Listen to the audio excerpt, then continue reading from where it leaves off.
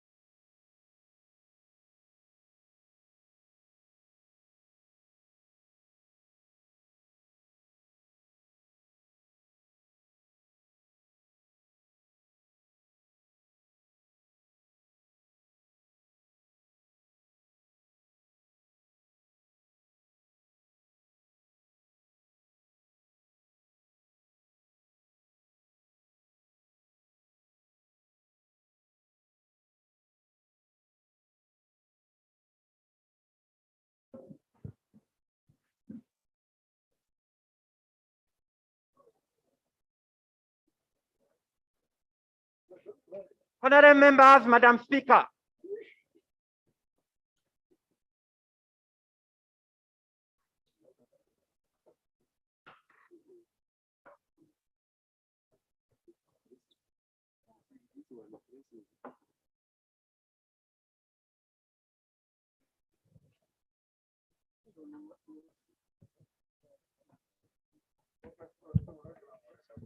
Prayer.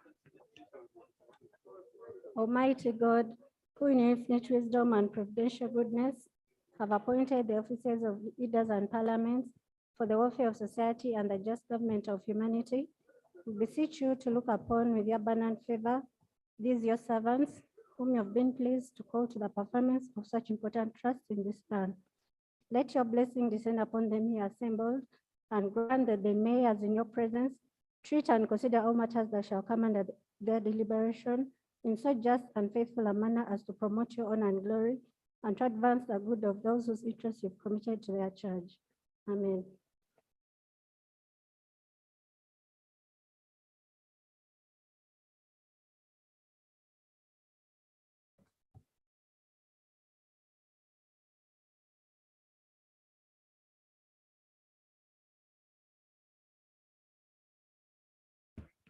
Communication from the chair.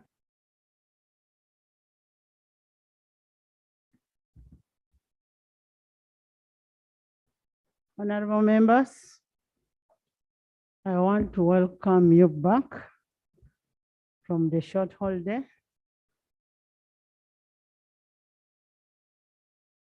On Saturday, 26th February 2022, His Excellency, the President of the Republic of Uganda, launched the parish model in Chibuku. parish development model in Chibuku. This program is meant to eradicate poverty through execution of development activities in parishes. It is an extension of the approach of development that has been envisaged in the National Development Plan 3, with the parish as the lowest administrative unit and operational hub for delivering services and improve on the economic activities. I urge you, the honorable members of parliament, as people's representatives, as the voice of the voiceless, to ensure that you take part in whatever is going to happen in the parish development model. Be a party to it. Be a change agent of your people and do your oversight role in whatever is happening in the area. The relevant ministries must also make a follow-up on whatever is happening. The Minister of ICT must ensure that the firm that is going to offer the software guarantees and the cyber security are very efficient. Let's not have a firm that will be like the one that was giving out the 100,000 and was crediting some people several times. Let's avoid those kind of firms. And the Minister of Local Government should also ensure that the right people get these monies at the right time and the right place. Let's make use of this money to change our people down there. Importantly, however, we must ensure we champion the mindset of our people, change the mindset of the people towards this activity. You will go to an area and people will say, for us, we are not farmers. So it is upon me and you to ensure that we change the mindset of the people, and that's why you're here as people's representatives. Under section 13, subsection 13 of the Public Finance Management Act, every minister responsible for a vote,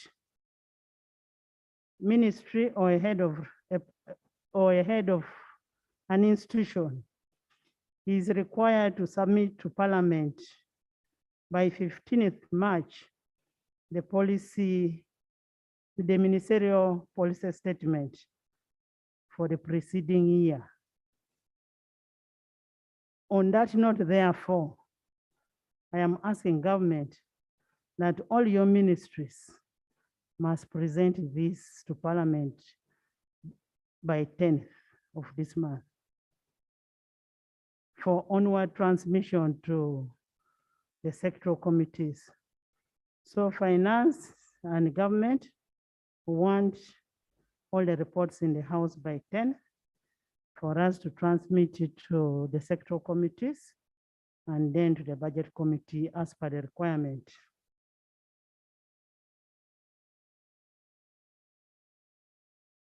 I have noted with concern, there's been something that was happening in the social media, left, right, center, on the issue of Naguru Nakawa land. I have also received a petition in my office on the same issue of the fights that are happening in the lands department, ministry, and all that is happening. And as a house, I don't think we should just go quiet on it. And based on that, under Rule 191, I am nominating an ad hoc committee to go and look at what is happening in Nakawa, Naguru land, and report to this thing to the end. And the members in the ad hoc committee will have Dr. Pear, Akol Anthony, Aisha Kabanda, Basali Rasumani, Ebwali Jonathan, Kateshumba Dixon, Upendi Sarah, Atukwasa Rita, and Kimosho Dan. Kimosho will lead the team.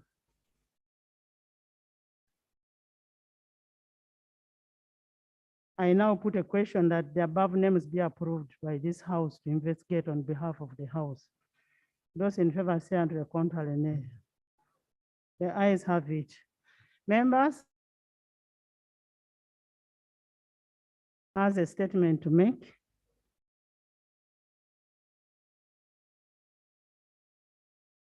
Yes. Right Honorable Speaker, I stand on procedure on your communication. Right Honorable Speaker, and I first want to thank you for the communication.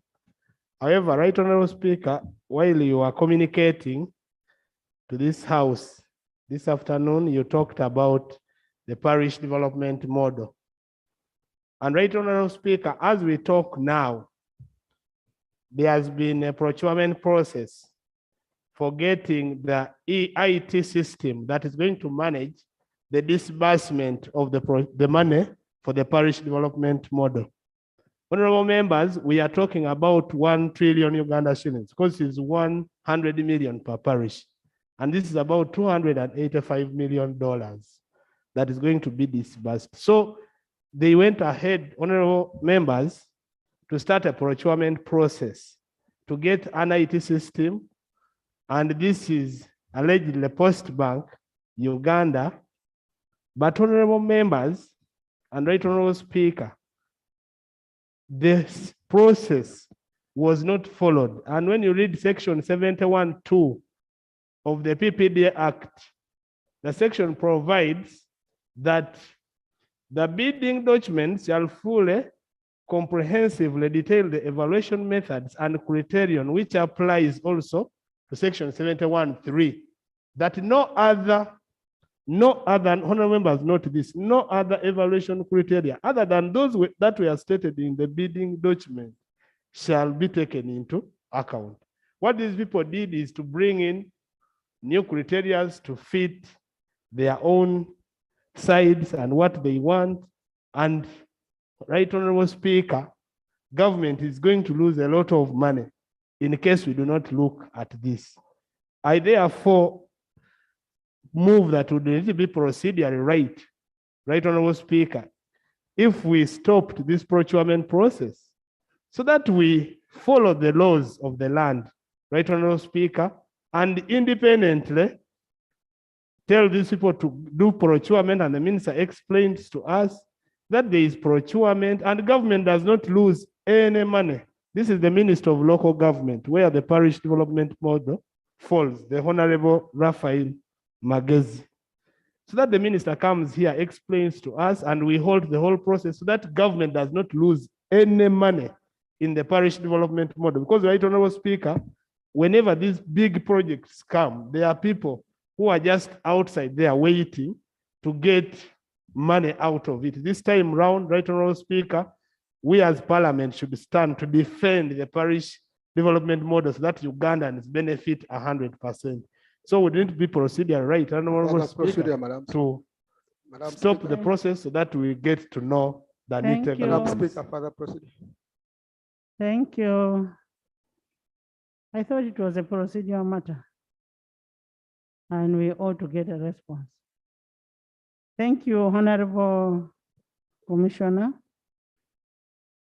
As Parliament, let's make sure that we don't lose any money in this process. Let's do our oversight role and ensure there is no mischarge, there is no wastage, there is no corruption in the process. So the Minister of Local Government should come up and report to the House. In the meantime, Post Bank should not continue with whatever they are doing. But we need a report from the Minister of Local Government. Yes. Madam Speaker. Thank you, Right Honorable Speaker. Right Honorable Speaker, as we wait for the Minister of Local Government to give a comprehensive statement, I wish to give this information to the House.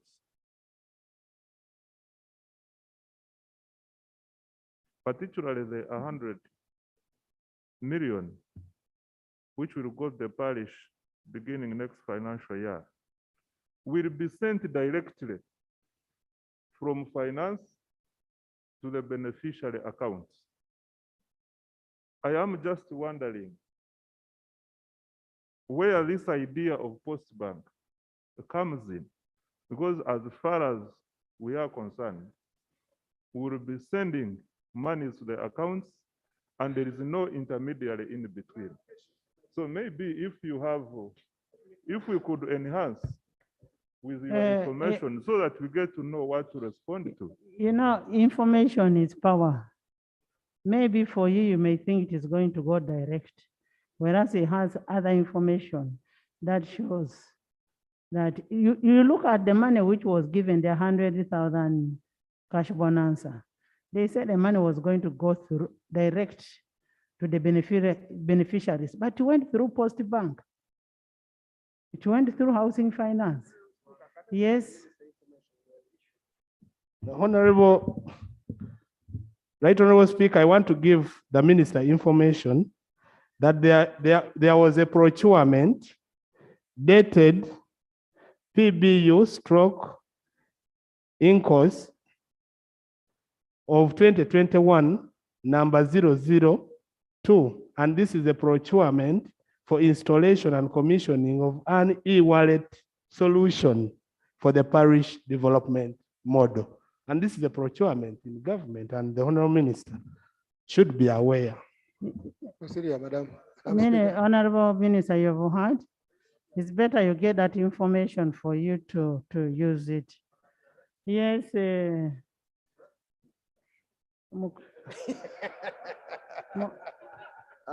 Thank you, Honorable Speaker. I want to warn the Minister in advance that this parish model will burn your fingers if you're not careful. Right, Honorable Speaker, we should avoid, and honorable members take this from me, from the bottom of my heart and with sincerity. Let us sit down. When a parish model has come out, let us take the normal course. Local government, Honorable Speaker, comes to their mother committee. They give a number of issues to the chairperson and the members, and they give suggestions so that Parliament can get a report here. Honorable Speaker, what is happening now, honorable members? And at the right time, I will give the right information and the lay papers here. They have already put up people who are going to work into these parishes, who are not coming from our places. 5 of them. And each of them is going to be earning 3 million per month.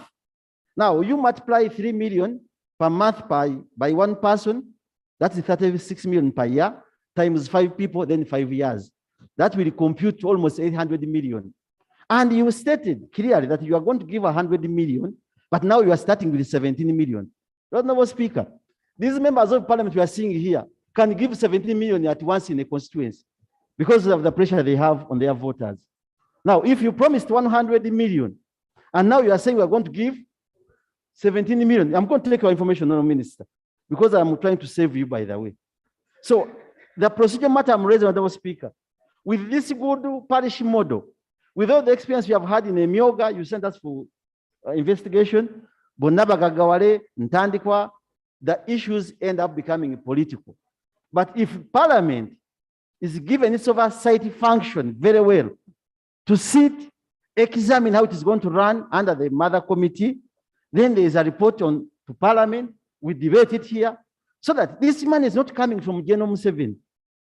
It is coming from taxpayers going back to get development. But once you go the way you are arranging, already, Honorable Speaker, go to NSS building here. There are people working under parish model who are earning 45 million and they have Porsche cars. They are even better than the permanent secretaries in the ministry. Then how do you expect that this thing will be of any value to us other than creating a hoax and creating lies? Then there are other areas where you have to create more parishes. A parish has over 200 people, over 100 people. Then there's a parish having 2,000 people. That is. All those are issues we must look at. But the Honorable Minister, my fellow Catholic, you are saying money will go directly. Can you give us the accounts you have opened for those parishes? Now, you come to my parish, you will face me. Honorable Minister, you said. I'm not giving you information. I'm going to allow you. Madam Speaker, he's fond of denying me information on this side. Now he wants mine. Okay, give me the information. Now, let me tell you, members, it's not anything for a joke. Parish development model, that money must reach the people. And what this Mukatoliki is saying, what the Mukatoliki is saying is very true. The other day I saw a meeting, people were having a meeting in my district as coordinators. Why can't I be a coordinator when I'm a woman member of parliament? How do you bring people who even don't speak my language to be coordinators of a parish model in a certain area? I would also want to feel that I am part of the system because I need to come back to parliament. So why are you putting away the members of parliament? Let's have the members of parliament coordinate this thing, coordinate this process in their districts. We are not going. Madam Speaker. Madam Speaker. Thank you very much, Right Honorable Speaker. Of course, this is a government program and it is for all the people. It is non-partisan. It is for all the people. It is going to be implemented. Let Honorable finish. So, right now, Speaker. Right now, Speaker, my great friend, my good friend, and once my boss, I'm raising a point of order. Right now, Speaker, we saw the Honorable Minister is saying that this program is non-partisan. But when it came to invitation, I not see mine. And he was supposed to bring it to me himself. When it came to what? So for the launch of the parish model. So is the Honorable Minister in order to say this function? Members, let's not take this as a playing thing. This is a very serious matter. Government, this is a non-partisan matter. Two, we need the members of parliament to do their oversight role in their constituencies. We need full involvement of the members of parliament.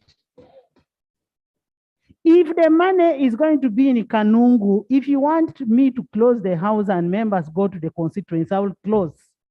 Let members go and monitor. Let's all get involved in this. It's about our people on the ground. Yes. Yes, Madam Speaker. Madam Speaker. Yes. Thank you very much, Madam Speaker. Madam Speaker, the parish model program has moved across the country like wildfire. Every parish is waiting for this money. And this is going to be the flagship project that the government is rolling out. But Madam Speaker, you will recall that you sent us home. You sent us to our constituencies when a Myoga was threatening to become a problem. And in the consultations that we've been having, I remember we agreed that the role of members of parliament should be well pronounced before we roll out the parish model. And we want to avoid a similar scenario that was with the parish model, with the Myoga. So it is only proper that the secretariat that has been formed, constituted now, running the parish development model, pronounces clearly what the role of members of parliament is going to be. Honorable Angura, don't allow the secretariat to pronounce your role. Your role is defined. Your role in the constituency, you are the one to do oversight role. I mean, how can somebody come to your constituency without your knowledge? But Madam Speaker, you remember what happened to Emyoga? When we went to the constituencies, we're being challenged by those who were managing Emyoga at the district level that you don't Minister, have a role here. Honorable But they wanted Minister, us to answer to the Honorable questions and Minister, queries being raised. Thank you. Honorable Minister, my members of parliament must be involved in every activity that takes place on a Mioga. They don't need the money, but in parish model, they don't need the money, but they need involvement.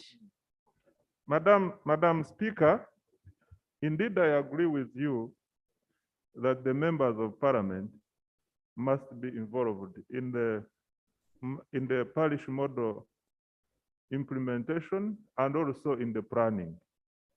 Madam Speaker, I was longing to give my brother Honorable Sewungu information. The information I wanted to give him and the House is that at every parish, we shall have a parish development committee.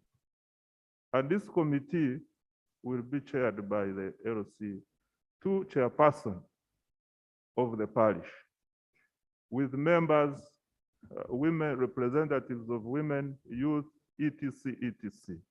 Therefore, Madam Speaker, in the preparatory activities, there could have been anomalies where people went to other places without, first of all, the knowledge of members of parliament, and also not involving the leaders down there. But that anomaly can be addressed. Madam Speaker, parish development model is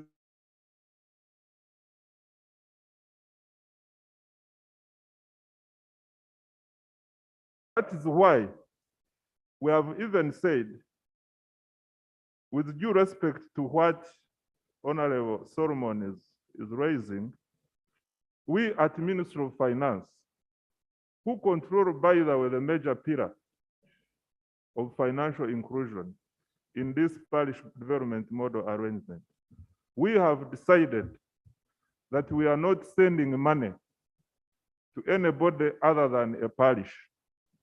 And this parish will be required to open an account in any commercial bank of choice. And it is on this account that money will leave the treasury and directly goes to the recipient. Madam Speaker, I thought this information was important for the House, as we also prepare to bring a comprehensive statement to the House. We have been invited by the Committee on Public Service and Local Government to share with them our roadmap and our preparedness. And I believe we will eventually end on the floor of this parliament. Madam Speaker, I want to ask colleagues to bear with us. We are committed to ensure that this parish development model succeeds, and we need the support of every stakeholder, particularly members of parliament, to ensure that the parish development model really transforms the lives of our people. There's a procedure matter here. Madam Procedure Speaker and matter. honorable members, I'm raising the issue of procedure in a way that parish development model is still a presidential proclamation. It is not by policy and it's not by law. It does not describe the role of a member of parliament and who does what. Wouldn't it be procedurally right for government to come up with a statement in the policy or legislation so that we know who does what? Otherwise, whatever we are now doing, it is, Madam Speaker, in anticipation. It is hearsay. You see, for you to call the government should come up with a statement and we know who does what and what's the budget. People are talking about money. We never appropriated any funds for parish development model. So where did the money come from? For the sake of accountability. That's what he's saying. How will you hold anybody accountable? How do you refer accountability and monitoring when the members of parliament don't have the information? And is there a document called parish development model? Is it there? Honorable members, do you have the documents? Don't handle this thing as politics. This is poverty and economy. Honorable members, do you There's have no the document. guidelines? No. You have the guidelines. Even in the cabinet, they don't have. Honorable Madam Speaker, if I can add on this, Madam Speaker, Madam Speaker, Order. we had what we You have call spoken. Can we get a we response? used to have what we call plan for modernization of culture with pillars. Now we have a plan to model parish for 7 pillars. Thank you, But Right we are Honourable only Speaker. meeting them at social media. Right Honourable Speaker, I would like to encourage the Honourable Ministers to sit and listen and note, instead of rushing to answer to the members' concerns. The challenge is that some people do not fear failure because I think failure is a custom. And therefore, they are used to this program failing. They pick another, give it a name.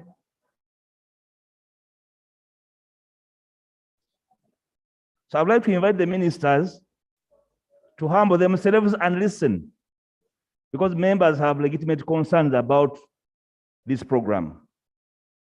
For starters, Right Honourable Speaker, just like the Honourable Member observed, it's very dangerous and difficult to deal with a proclamation that has no legal framework to house it, or even a policy. Of course, you can't have a law without a policy in place. But think about this, honorable members. The guidelines are all over the place. They were neither scrutinized by Parliament nor gazetted. So anything not gazetted can be denied. What stops somebody somewhere in Masaka to sit and add another page on the guidelines?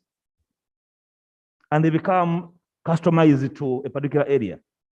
Right, Honourable Speaker, if the proclamation is going to see the light of day, the president at some stage said it would be 17 million per parish.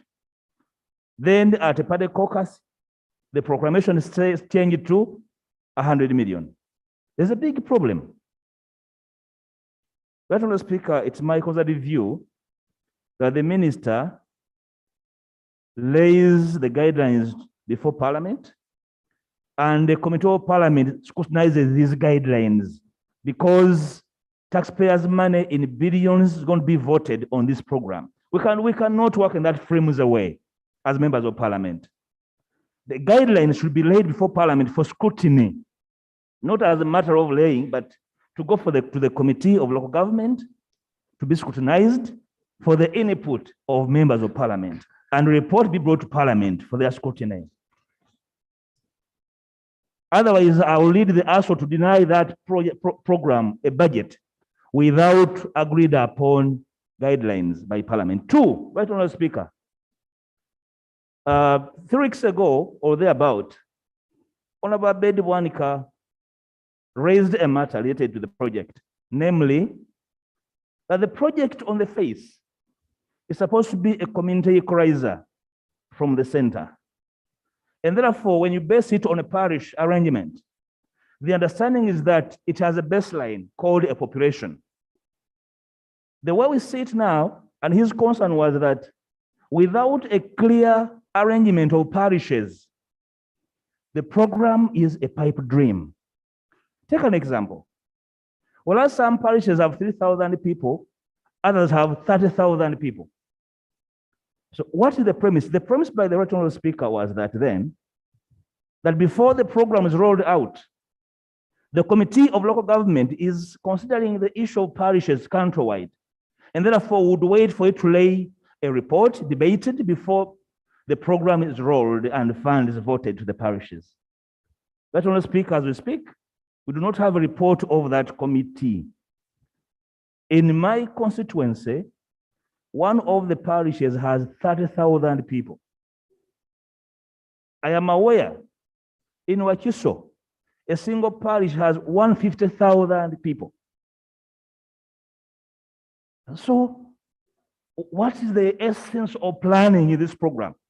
My sense, Right Honourable Speaker, is that this program is devoid of planning. It's impulsive. It will not help unless Parliament puts its foot down and we say, yes, the program can be rolled out, but after proper scrutiny over the entire framework of the program. I do not care, because the danger is that politicians fear each other. There are those that believe that the involvement of members of parliament will have the tendency of an overbearing effect on politicians. Probably so. But can the politicians that have a duty to account to the public look at these guidelines and agree on to them first without having to imprint their names there, right, Honourable Speaker? For me, as I end, right, Honourable Speaker, there is a problem. The ministers ought to listen and slow down. There is urgency. It's not about slogans. There is a problem. It won't get off the ground. In the circumstances, it will be a stillbirth. I submit. Honorable Minister, can you lay on table the guidelines by Thursday this week? And those guidelines will be sent to the committee for scrutiny. Yes. Much obliged, the Right Honorable Speaker. We are going to communicate to the Minister of Local Government, prepare a statement to members of Parliament, and including the role the members of Parliament will play in oversight role, in monitoring and supervision. And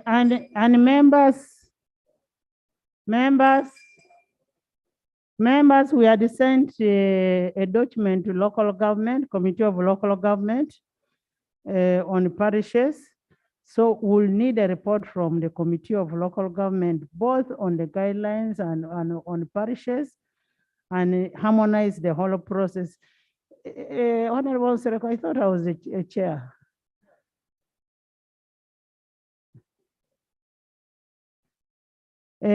So we need that harmonized before we roll out anything. Yes, we need our people to get the money, but they must get the money properly. Yes, Honorable Sereko. Thank you, Right Honorable Speaker. Right Honorable Speaker, I'm aware that you're calling on the Honorable Minister to give us copy of guidelines. But guidelines are not law. And if We've already made a ruling that we need a policy in place. You know, you came late. We made a ruling that we need a policy in place for this to be, for accountability reason. That's what Honorable Kwizera said. Whom will you hold accountable for anything? We need something down. Right Honorable Speaker, I'm not challenging your ruling, but presenting us guidelines without policy would be of less benefit to this House. Now let's first get the guidelines, and then as they work on the policy, when do we get the policy? Finance. Policy and guidelines, which one comes first? Which one comes first, policy or guidelines? Madam Speaker, Madam Speaker, as far as I can respond now, what is available as a guideline? No, then you must have developed those guidelines from a policy. We will need to consult about the steps we can make. Clarification. Yes, Clarification. Thank you. Right Honorable Speaker. Mr. Speaker, Madam Speaker, Madam Speaker. Honorable members. I'm on the floor. I'm on the Honorable floor. member, she's on the floor. I'm on the floor. Right. Right Honorable Speaker, I want to thank the Minister for giving way. I'm seeking clarification. The Minister is saying right now, the guidelines is ready. And I want to know upon what have you premised the guidelines on? What guided you to formulate the guidelines? So that when you come out with it, we can understand. What informed you about the guidelines you are talking about? I think that's very important. Do you have a law? Do you have any kind of policy framework to guide these guidelines you are talking about? I think that's important, because some of us don't understand so quickly like you. we want to go step by step. So Honorable members. Speaker, Right Honorable Speaker, they have to take care of some disabilities, and I always accept my disability. I want to understand what is the fundamental upon which you are going to anchor these guidelines you are talking about. Thank you. Honorable members, it all zeros to one Madam thing. Speaker. Madam, It all, Right Honorable Speaker, so who is on the floor? procedure. Okay, what is your procedure matter? Right Honorable Speaker, He's going to call me pro-poor. as a pro-poor member of parliament, I wanted to find out whether we are proceeding well to have a minister presenting on the parish development model, which was launched just a few days ago. And when they are asking him about the policy, the law, the guidelines, he's totally green and confused. I am asking, what did he launch? Honorable.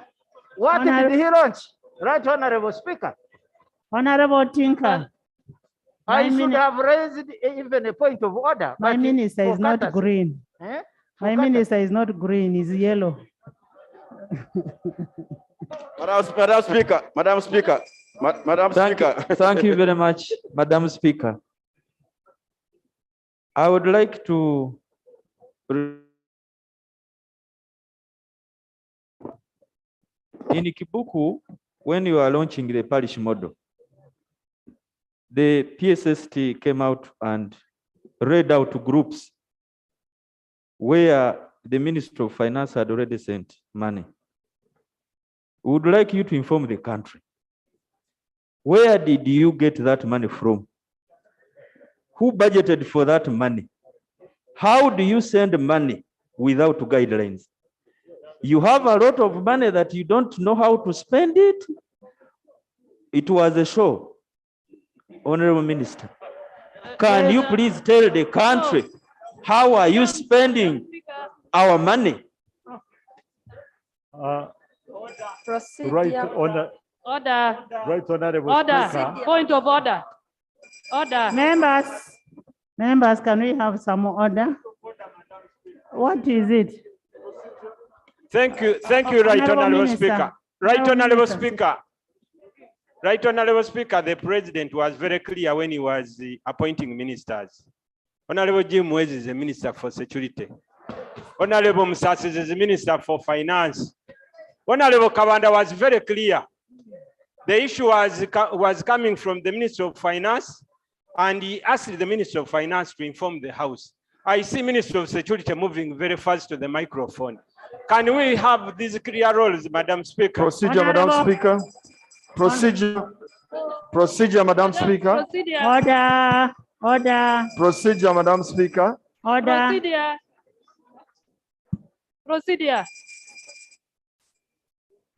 Procedure, Madam Speaker. Order. Members. Procedure. Honorable members. I wish you could keep quiet. Honorable, I got a communication. Honorable Jim who is standing in for the government chief whip.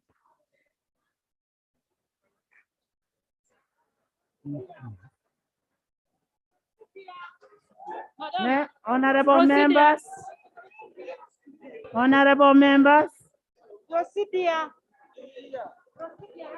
Madam Speaker, I want to, I raise on the point of procedure. Clearly, Madam Speaker, the minister has been ambushed on the issue of the parish model. I therefore suggest, I'm the one who's speaking. Order.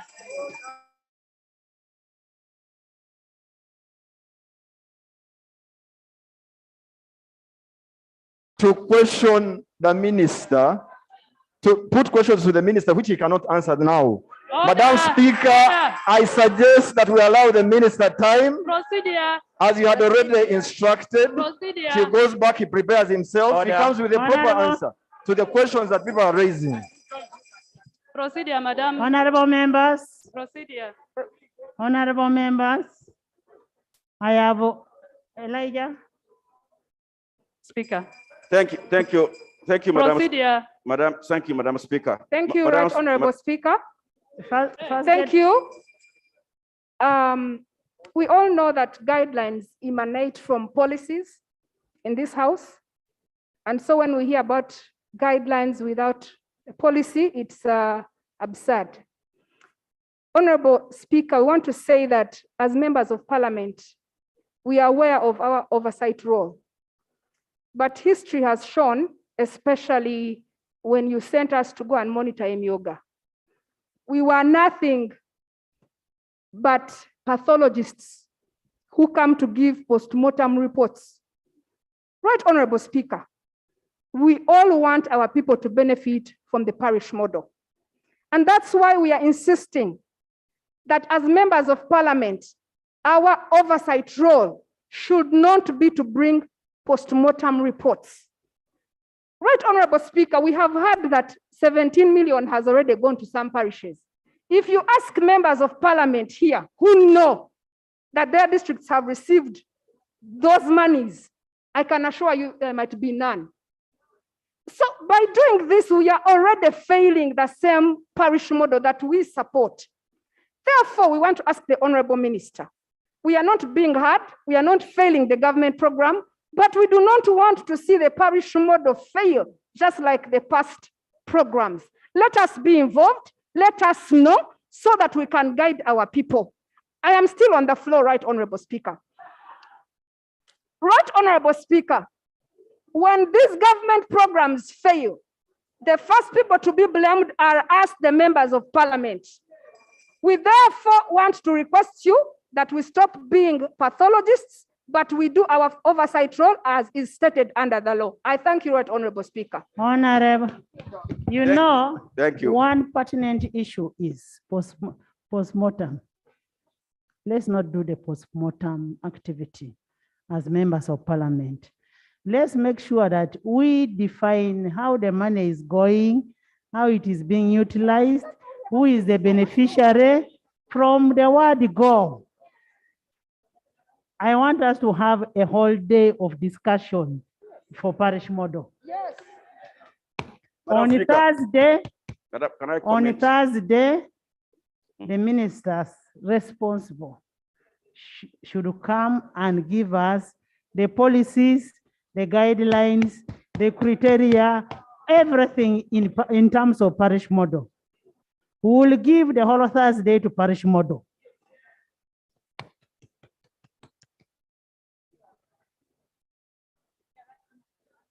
Not on parish model anymore. Next item. Item 3. Search Kubo.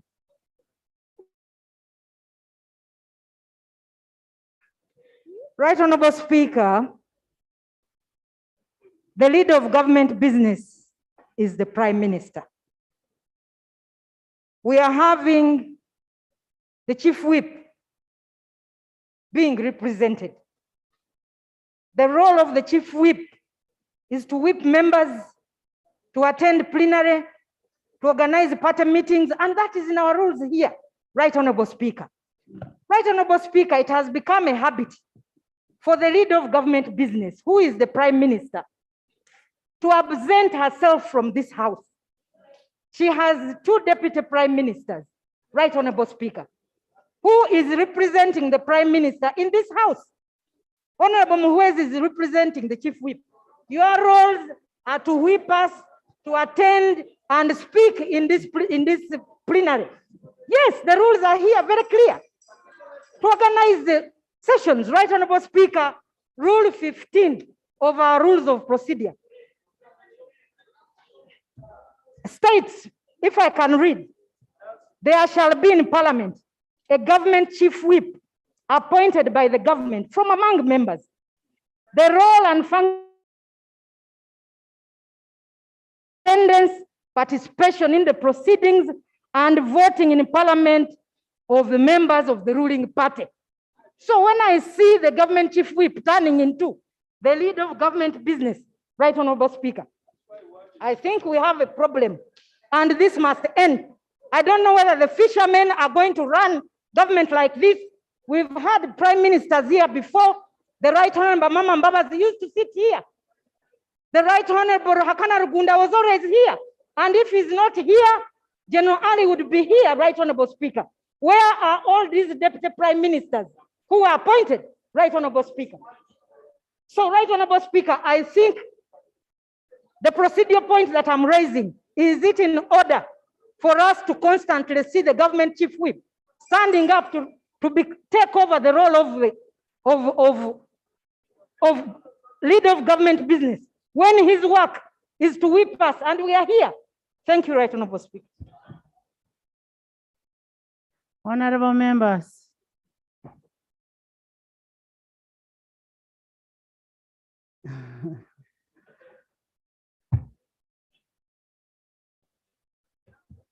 Finally, Right Honorable Speaker, government is effectively represented in Parliament.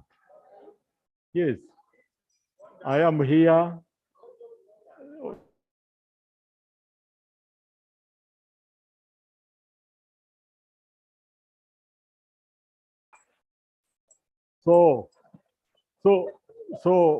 Government is represented. The Right Honorable Prime Minister would have loved to be here, but there is an order. She is right now indisposed. Order from. But she sent me here to represent her in Parliament. Honorable James. Order. Right now, Speaker, it has been at pain to bring a point of order this senior member, who is even counsel, a lawyer by profession. The honorable member, Honorable Salo Pendi, has just read out the rules of this house and has defined who a chief whip is and the leader of government business. The honorable ministers in front of us here, Honorable Speaker, all of them were in Ichibuku over the launch and they slept in the hotels, belching very nicely there. Because they were whipped by the Prime Minister, because they were going for parish model. When it comes to Parliament, they are not around. Now we are raising, we are raising on the issue of the Prime Minister. Honorable Speaker, I have been in this Parliament. I know what is supposed to be done by the Prime Minister. All the issues we are raising here, they are supposed to be in his docket to go and sit with the ministers. He narrowly surviving my censure in order to come to this floor and say that the House is fully represented. When the Prime Minister is not here, even our usual one,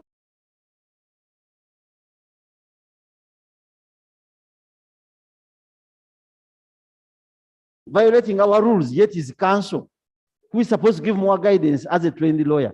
Is in order? Thank you, no speak. First of all, Honorable Jimmy, I need to congratulate you. Congratulations. Because he said you survived the censure. So congratulations. But it was not narrow. Members, Sechkubo, we are on matters national importance. Sechkubo. Thank you very much, Right Honorable Speaker. Right Honorable Speaker, I thank you for allowing me the opportunity to raise a matter that is so critical to our country. The whole world witnessed the conflict between Russia and Ukraine, wherein it was reported that over 100 Ugandans are trapped up in Ukraine. Madam Speaker, reading a statement from Foreign Affairs, they said that the numbers is much more, bearing in mind that there are those who do not register with the government, but are living, studying, and working in Ukraine. I was perturbed last night when I saw the government forces stopping Africans and other nationals from leaving Ukraine, preferring their nationals to be the ones to exit from that war-stricken country. And whereas we may not do much as a country to stop the war, we needed two things, Right Honorable Speaker. First of all, a position statement from government to tell us the situation and how our Ugandans in the cities of Kiev, in the cities of Lvov, and other areas who are trapped in that conflict, how they can be evacuated.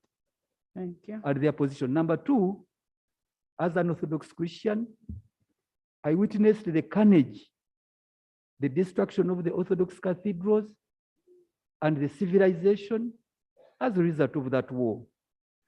Since Uganda and the government has been well known for giving guidance, even this time round, we thought, Right Honorable Speaker, is there a way government can step in to guide the warring parties, not to destroy the civilization of this world, to take care of the churches and other monuments of historical importance, to spare the Orthodox cathedrals from being destroyed? Because these two are brethren countries, they are all Orthodox countries. What has happened this time round? Government needs to tell us. Let's get a how report. about our Let's people. get a report. Honorable Mwada. On the same. Madam Speaker, I had allowed Honorable Elijah. You had allowed Elijah, okay. Maybe if we would also want to know what is Uganda's position, which side? Because we have seen, Madam Speaker, that's because we not have correct. seen some people tweeting that they are correct. taking sides with one side. Can we have a position from the Minister of Foreign That Affairs? is not correct. We shall not want to know Uganda's side. Yes. Thank you. Thank you, Right Honorable Speaker.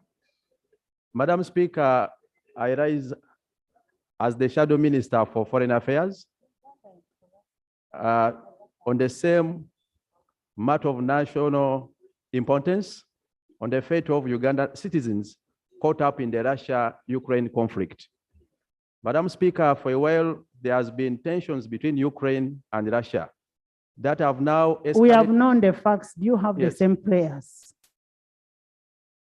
Just give us the prayers. Madam Speaker, we pray that government, I pray that government, especially through Minister of Foreign Affairs, briefs Parliament on the total number of Ugandans trapped in Ukraine and Russia, and the measures being undertaken by government to ensure safety and evacuation of Ugandans caught up in the conflict.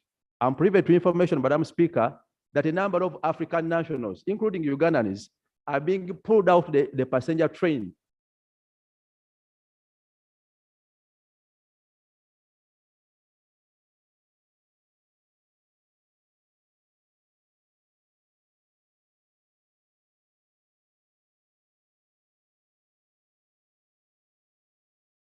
Speaker, the Minister of Foreign Affairs will come to Parliament and give a statement. Let him about- give us a report on Tuesday. on this. Tuesday. Thank you very much. Because he needs to get all the data. Honorable members, why I'm saying on Tuesday, because he needs to get all the data, all the information. It's not something that you can get in a minute. So let him not come with a haphazard information, and then he will say, I was not given enough time. In Sereko? Tuesday is Women's Day. Thank you, Then, Right Honorable Speaker. Honorable members, Tuesday is Women's Day, then we can have on Thursday. This Thursday, not next Thursday. Right Honorable Speaker, as a matter of national importance,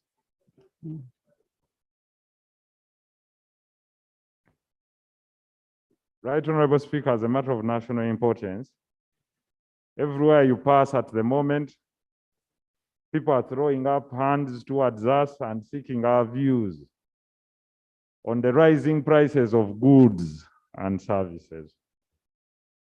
We've sat in this house number of time, and I seek your wise counsel, Right Honorable Speaker. And what started as fuel inflation has now shifted to commodities, etc.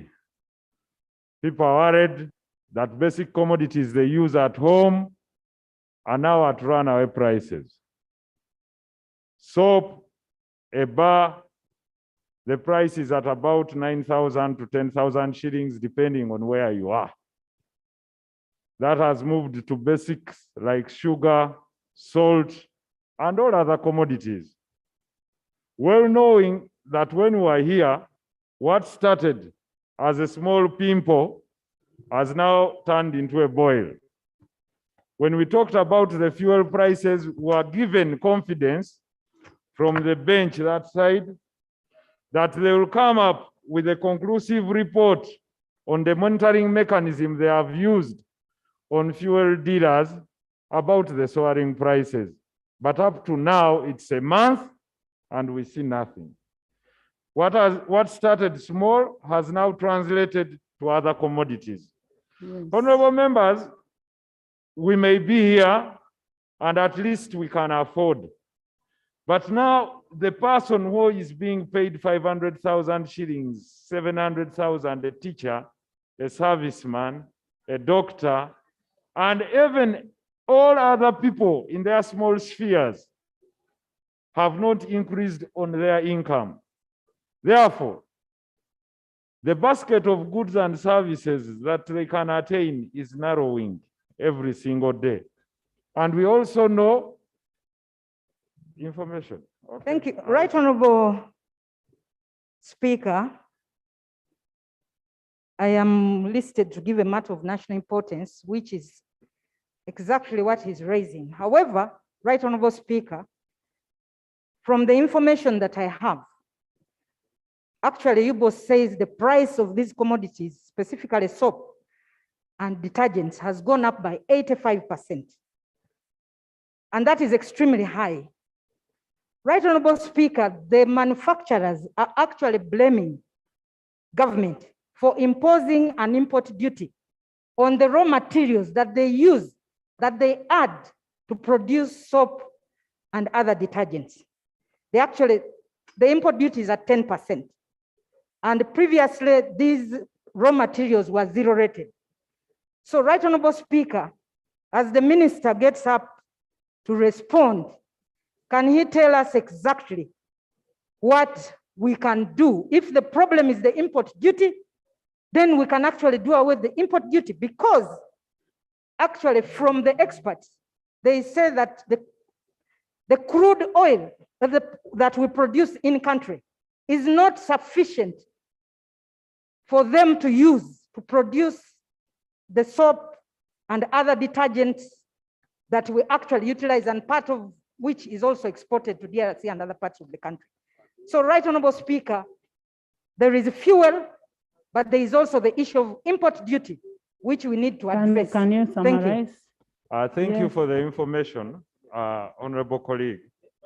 But notwithstanding, out of courtesy, Right Honorable. Further information, Right Honorable Speaker. Right Honorable Speaker, I come from Busoga, where growing crops and farming is the only activity we have. And Right Honorable Speaker, we have a policy that agricultural inputs are normally not taxed. But the farmers in our area now are failing because the price for fertilizers that are used for these agricultural inputs, Right Honorable Speaker, has not only tripled, but multiplied by 4. One example is DAP that normally we use for maize. Previously, Right Honorable Speaker, DAP has been at 1,000, it's now at 60,000. So farmers are now wondering what to do next. Next, your prayers? Thank you, Right Honorable Speaker. We've got the issues. Further information. Thank you very much.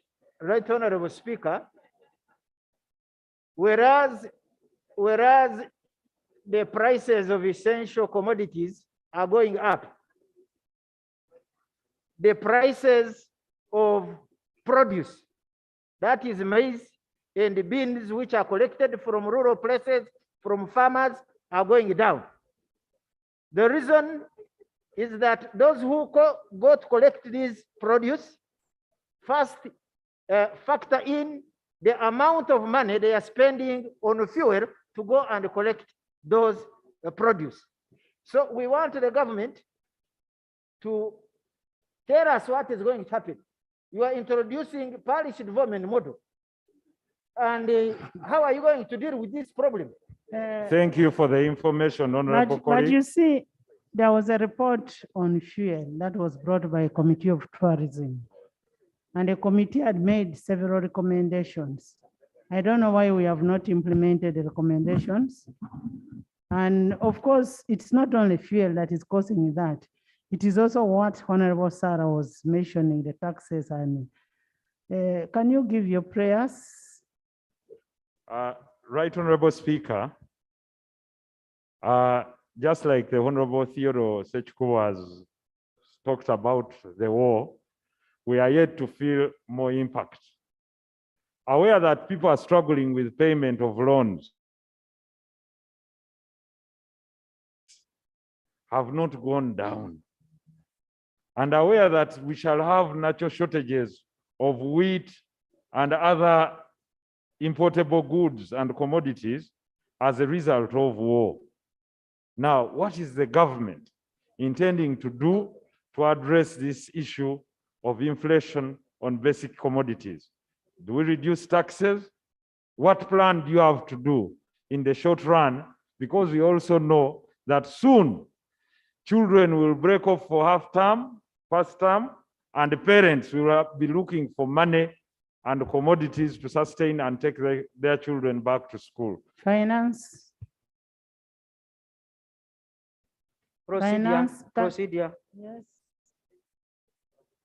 Right, Honorable Speaker, I rise on procedural matter.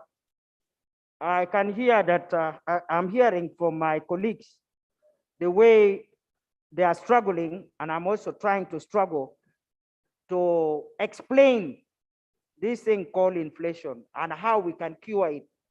Right, Honorable Speaker, the procedure I would want from you or from the government side is that we have been advised that we leave matters of generals to the generals.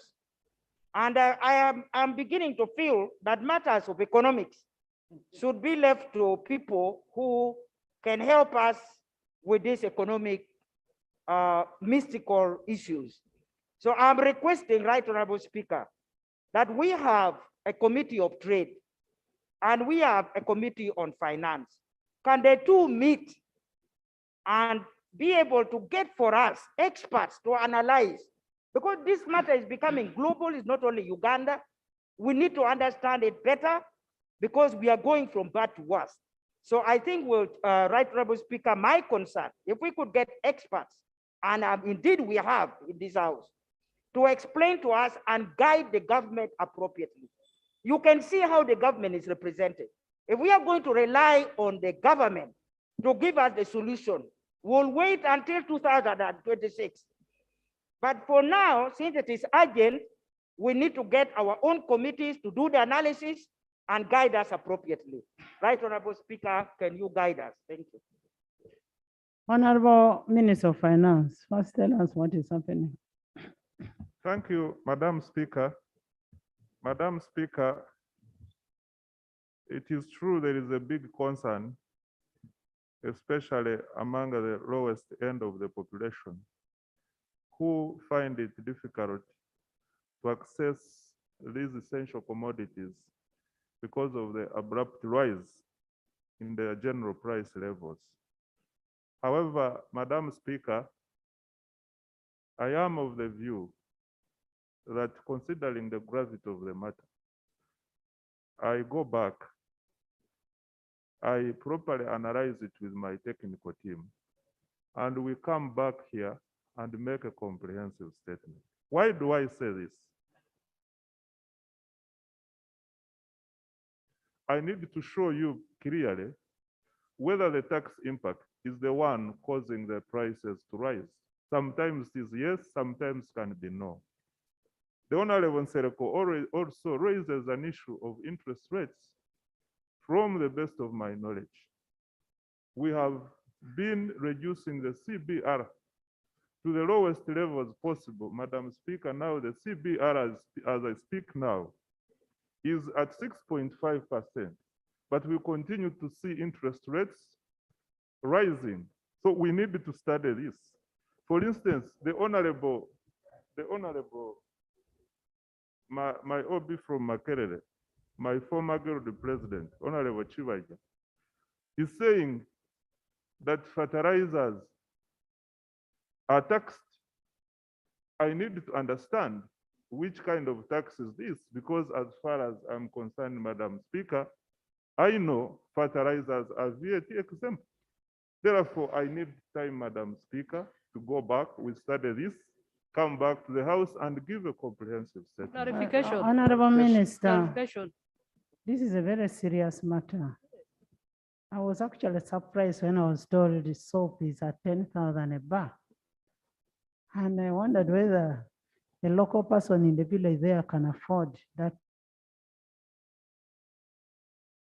Is up the price of sugar, of cooking oil. This is something you need to act on very, very fast. You may talk of analysis, but you need to act on it very, very fast. Because it is affecting a local person down there.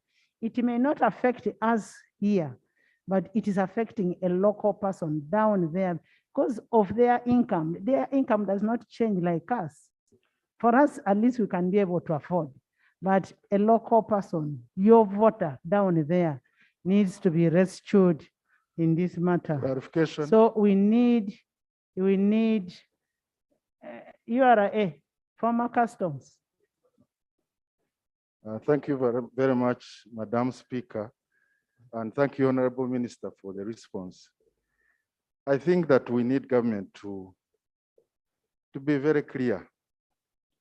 If you compare this year, the inflation has risen from 3% to 5%.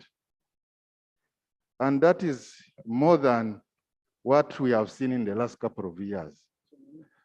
And we are wondering what is actually driving this inflation.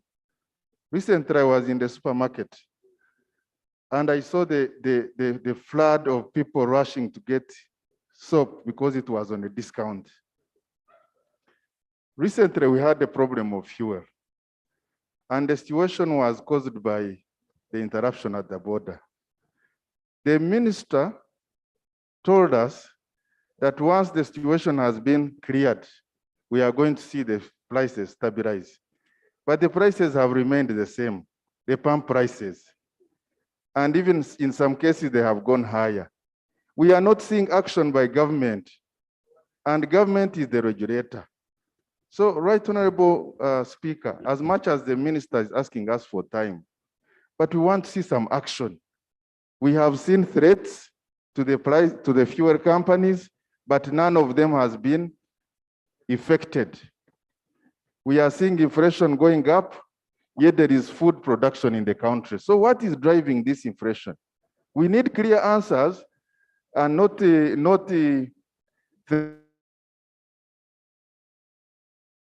the threats to the fuel companies. Because we agreed in this house that the so-called threats, the letters they were writing to those institutions must be brought here as evidence, but we have not seen. Madam Speaker. Thank you, Madam Speaker. Thank you Let very the much. shadow finance first. Right Honorable Speaker, I thank you for this opportunity. Some of the challenges we have are the after global effects on COVID. COVID constrained the supply chain of all materials globally. And because most of our industries, the supply chain, the imports, the raw materials are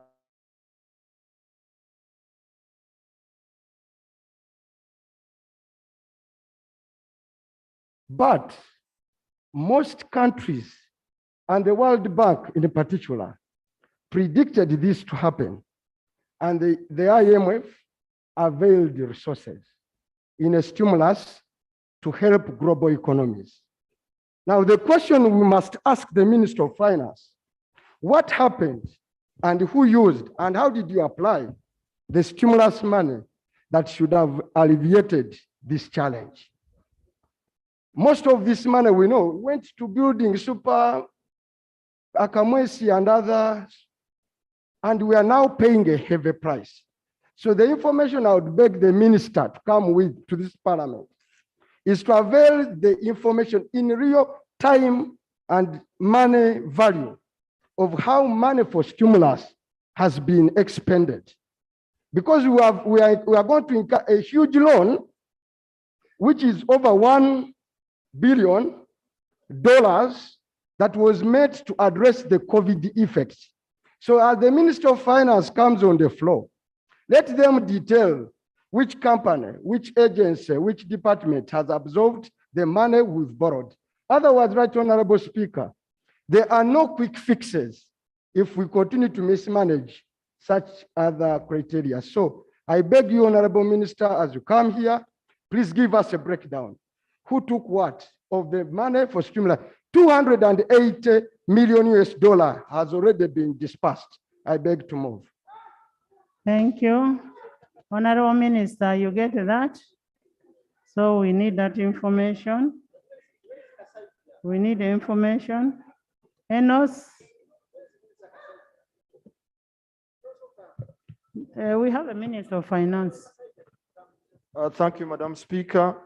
I raise on a matter of national importance. But Madam Speaker, I have a national road going through my constituency. It stretches from Rakai district through Yamba County and connects Zimbabwe at a place called Ntutsi. It's around 105 kilometers. My concern, Madam Speaker, is that this stretch that goes through my constituency from Dantone to Ntutsi, the section has been in critical state, and it has been in that state for a while. Around to July 2021, last year, some maintenance works were done, but they were done poorly. When we followed up with UNRA at that time, they promised that they would start in December, bring the contractor to lay a layer of maram and also work on the drainage channels. Thereafter, to keep it on maintenance, routine maintenance, until funds are available for upgrade to tarmac, as has been promised since 2009, and specifically under the NRM manifesto of 2021 and NDP3 projections. But Madam Speaker, this promise to have routine maintenance never came to pass because according to UNRA management, their budget for road maintenance was slashed from 81 billion to 31 billion during the third quarter, making it impossible for them to fulfill the promise they had made to come and lay a layer of maram. Madam Speaker, this state of road has caused my constituents considerable distress with rampant accidents that have caused death. Madam Speaker, this has equally caused greatly damaged the Miaga resources of What local. are your prayers? My prayers, Madam Speaker, I'm not reading notes. I am making a statement. My prayer is to compel Minister of Finance to find resources. Yes, Sechko, I will give you, before I make my prayers, I will give him a chance to inform me because Can you make your prayers? My prayers, Madam Chair, Madam Speaker, sorry. I want to compel Minister of Finance to find resources in the shortest time possible, reinstate funds for the road maintenance, because Madam Speaker, it's not practical to promote agricultural development through PDM with impassable district road networks. Madam Speaker, I also ask to compel the government and of course the Minister of Finance to present to Parliament the detailed paper on pre-financing of projects as per the NBF financial year 2022-2023 plans. These two could resolve the financing issue of these critical roads laid out in NDP3. So practically, Madam Speaker, I am praying that Minister of Finance avails resources for road maintenance back to UNRA, which UNRA says they cannot do anything. Or the finance provides funds. Finance. Madam Speaker, I thought the Minister of Works was going to respond to this, since it concerns roads. However, Madam Speaker, I pray that the Minister of Works responds to this. Fred. Thank you very much, Right Honorable Speaker. But the honorable colleague was very direct and clear that his prayers were Minister of Finance can avail the money. The honorable member came to us. Members, this is not just something like finance works. It is on issues of roads. Thank you very much. Government and your one government. Your one government, you agree? Okay, thank you very much, Right Honorable Speaker. In regards. Order. Order. Order. In regards to the response of the honorable colleague, on behalf of government, we apologize for the problem which they are facing, but due to the budget cuts which cut across all ministries in the COVID pandemic, some of our programs were put on hold. So the honorable colleague has ever contacted the Ministry of Works and Transport, and we told him we are still negotiating his finance so that they avail to us funds, and once funds are available,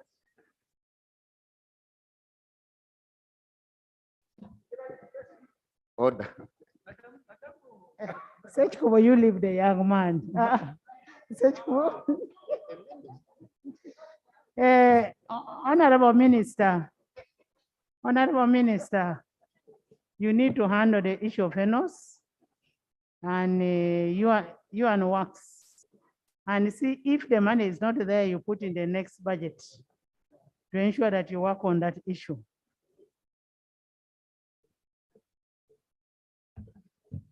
Madam Speaker,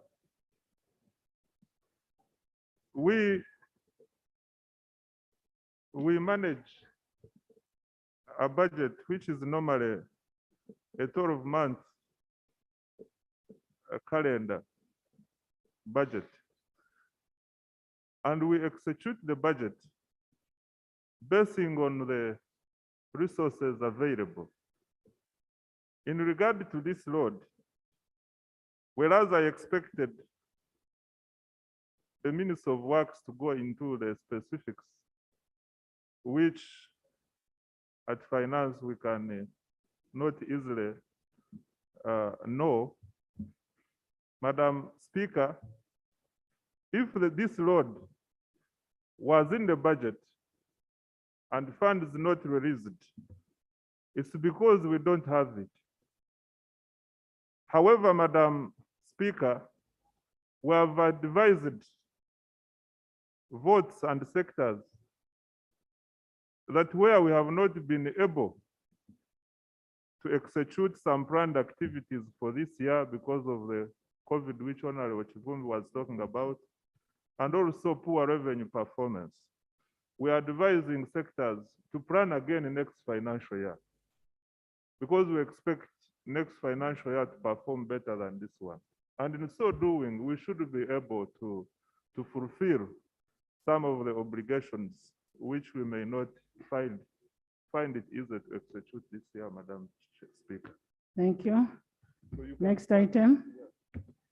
Members, those members with the matters of national importance will come tomorrow. Let's move a little bit. Next item. Item 3, laying of papers, 3.1. Right Honorable Speaker, I beg to lay on table the proposal to borrow up to 20 million United States dollars from the Arab Bank for Economic Development in Africa, BADEA, 30 million United States dollars from the Saudi Fund for Development, and 20 million United States dollars from the OPEC Fund for International Development for the construction and equipping of the Uganda Heart Institute project. I beg to lay Right Honorable Speaker. Yes, procedure. After I have laid. You lay the paper and I'm referring the paper to the Committee of National Economy. Referring the paper to National Economy for consideration. Right Honorable Speaker, the many times the minister has come to ask for loans from this parliament, right Honorable. It was in about 2014, right Honorable Speaker, 2018, I've recalled very well, right Honorable Speaker. The minister came to this house, the then minister, Honorable David Bahat, came to this parliament and requested for a loan to construct the Lubowa specialized hospital, right Honorable Speaker. I remember that time, I was the one mobilizing members to support the loan. And right Honorable Speaker, the minister committed and said government is going to give promissory notes. And these are like checks, right Honorable Speaker. Right Honorable Speaker, as we speak today, Lubowa Specialized Hospital that was supposed to save us medical tourism is nowhere.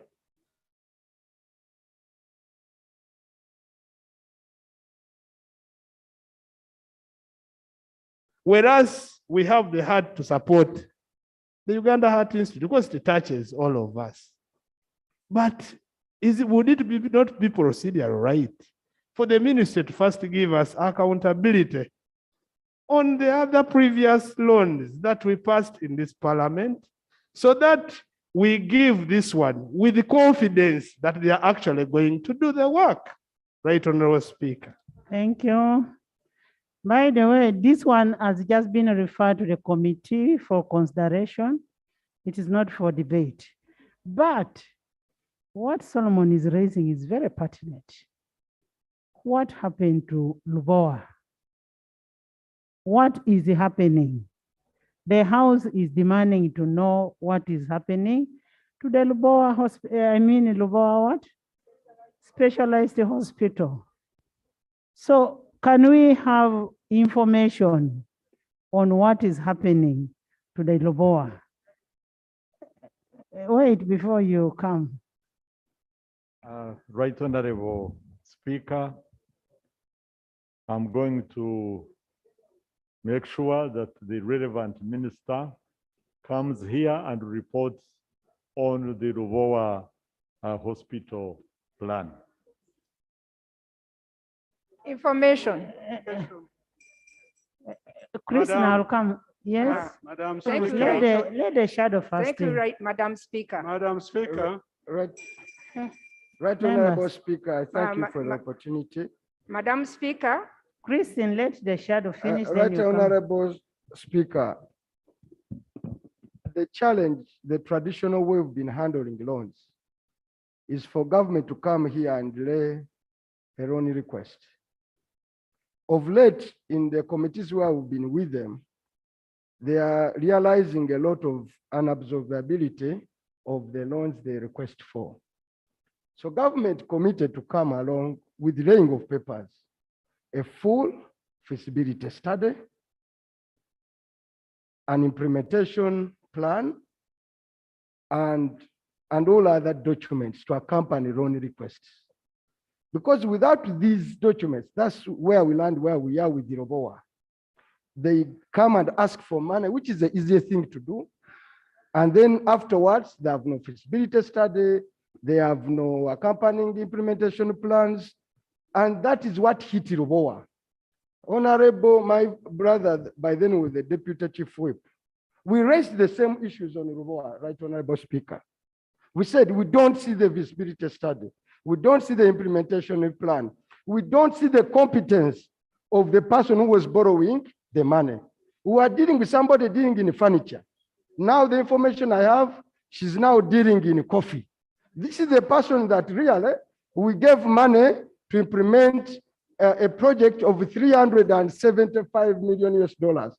Therefore, Right Honorable Speaker, my submission is, as they bring to lay these papers, should you find it necessary through your powers to request them to come along with accompanying support documents? Honorable Minister, you will need to take those documents to the committee. That's why it is going to the committee for consideration. If the committee finds it not correct, that there is no feasibility study, there is no designs, there is not feasible enough, then the committee will reject it. So you need to provide all that information to the committee. It's a small. Madam Chair, Right Honorable Speaker, I witnessed the indignity suffered by this House and the government after this House approved the 1.3 trillion to Ruboa. Our committee, our own committee of health went there, accompanied by the PS Minister of Health, Dr. Diana Twini, and the minister, and they were locked out. They were locked out. They were never allowed to enter over the inspection of what was going on in Ruboa, having undertaken to do so at a cost of 1.3 trillion. Right Honorable Speaker, Honorable Chivumbi is telling us, and I want to agree with him, that the person who was peddling the health facility at Ruboa is now transacting in coffee. And I want to inform this House that even our own road, Lusalira, Kabamba, Sembabule Road, it is the same person who has owned and has taken the contract of that very road. So he's everywhere and nowhere, and that is the predicament this country is having. Yes, you can patch up a loan request, but I'm telling you, it is a bottomless pit, and we look on as Parliament, and I think it's high time we put a stop to this, Madam Chair. Members, I trust my Committee of National Economy. If they don't give them the relevant information, if they don't provide all that is required, the committee has the powers, and with the House, you have all the powers to reject this loan. So let's get report from the committee on the loan that is being asked for. But at the same time, we also need a report on the BOA. Guidance, Madam Speaker. Say something, Madam Yes. Speaker. Guidance. Madam Speaker. Guidance, Madam Speaker. I thought. Guidance. I thought. Madam Speaker. Just a minute, Nathan, just a minute. He's presenting some. The same thing, it's the same issue. I'm trying to advise him. Nathan.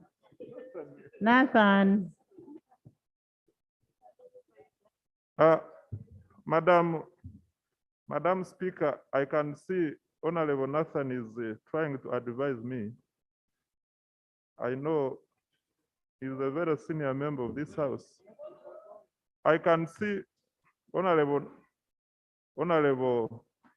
Byanyuma trying to advise me.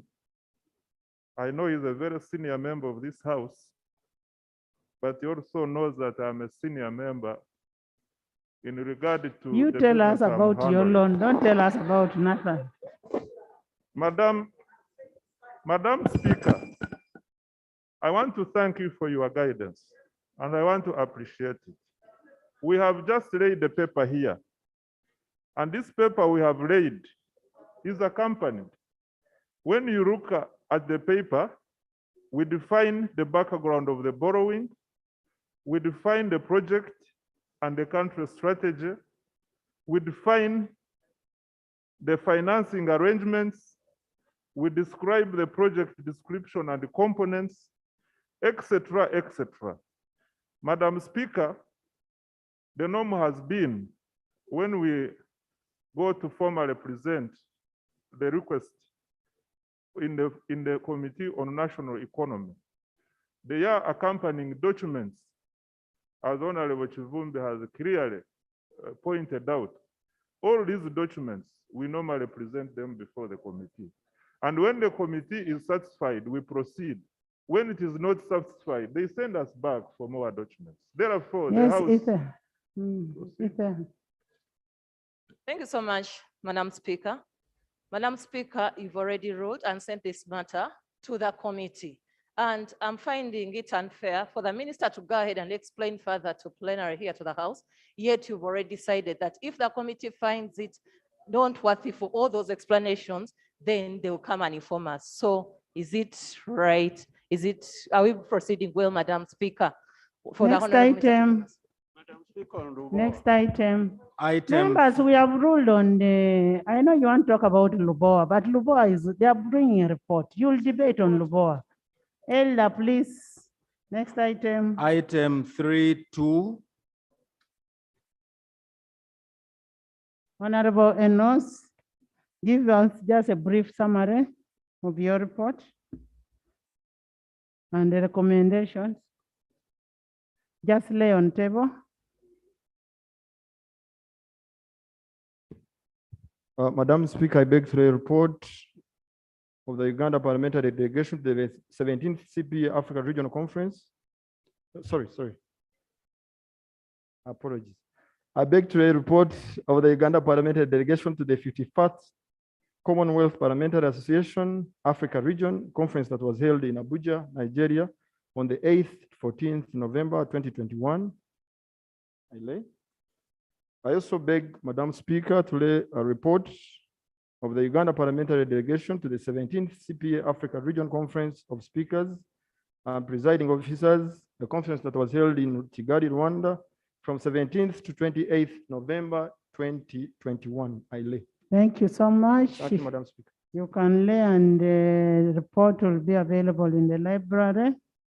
If you want to read it, you can read and get some highlights on it. Thank you. Item 3.4.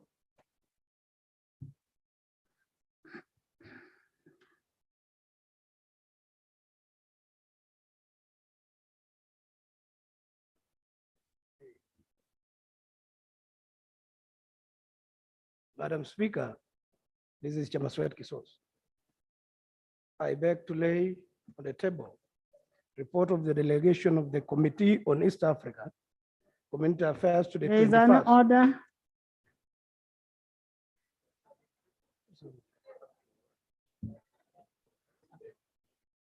Right Honorable Speaker, I'm here to raise a point of order to the member representing. Is he dressed well to be in Parliament or to be in the House today? You are in a vest and you are on the floor of Parliament. Right Honorable Speaker, is it order? No, you open and we see. Are you in order?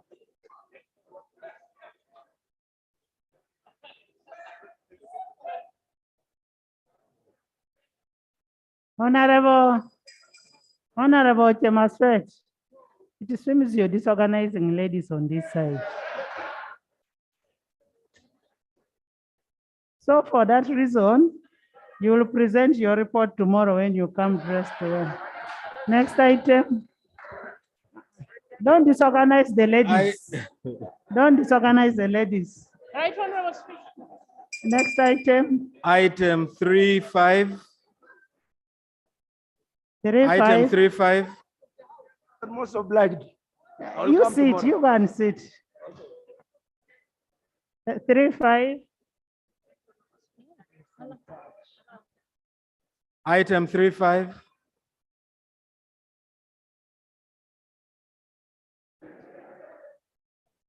Honorable members, we are going to the next item. Honorable Basalirwa, please present a brief summary of your report and the highlights of the key lessons that you learned from there, and then the recommendations for better performance.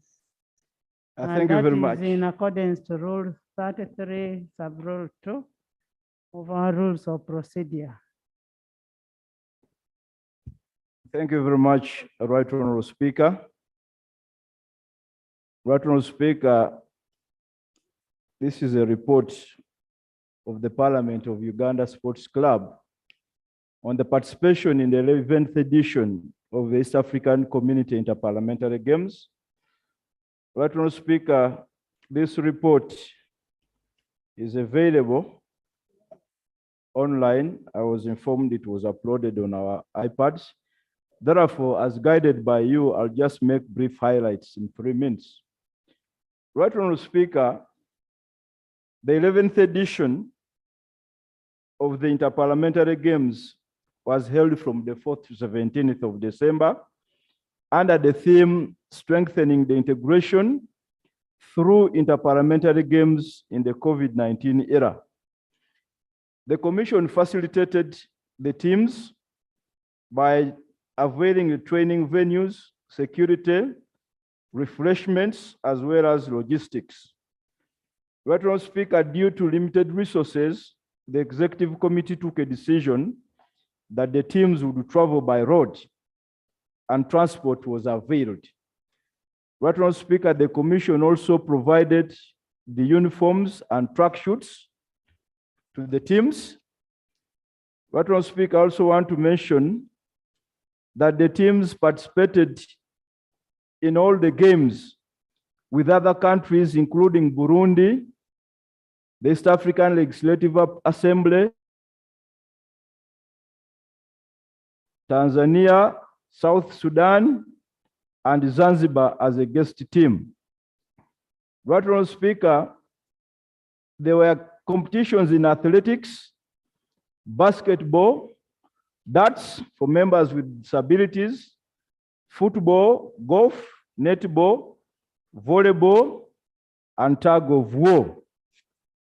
Right Honorable Speaker, I want to report on the performance and results briefly. Athletics. The Parliament of Uganda athletics team participated in all the 8 events: the 100 meters, 200, 400, 800, 1,500, 4 by 100, 4 by 400 meters, and the walking race. The team won 3 golden trophies for the athletics. The overall winner, the athletics men's champions, and the athletics women's champions. And overall, the team won 36 medals for Parliament of Uganda. Right Honorable Speaker, we also participated in a tug of war. Where are the medals? Right Honorable Speaker, maybe for information purposes. Why don't you? Thank you, Honorable, and thank you for giving me way because we all come from Bujiri.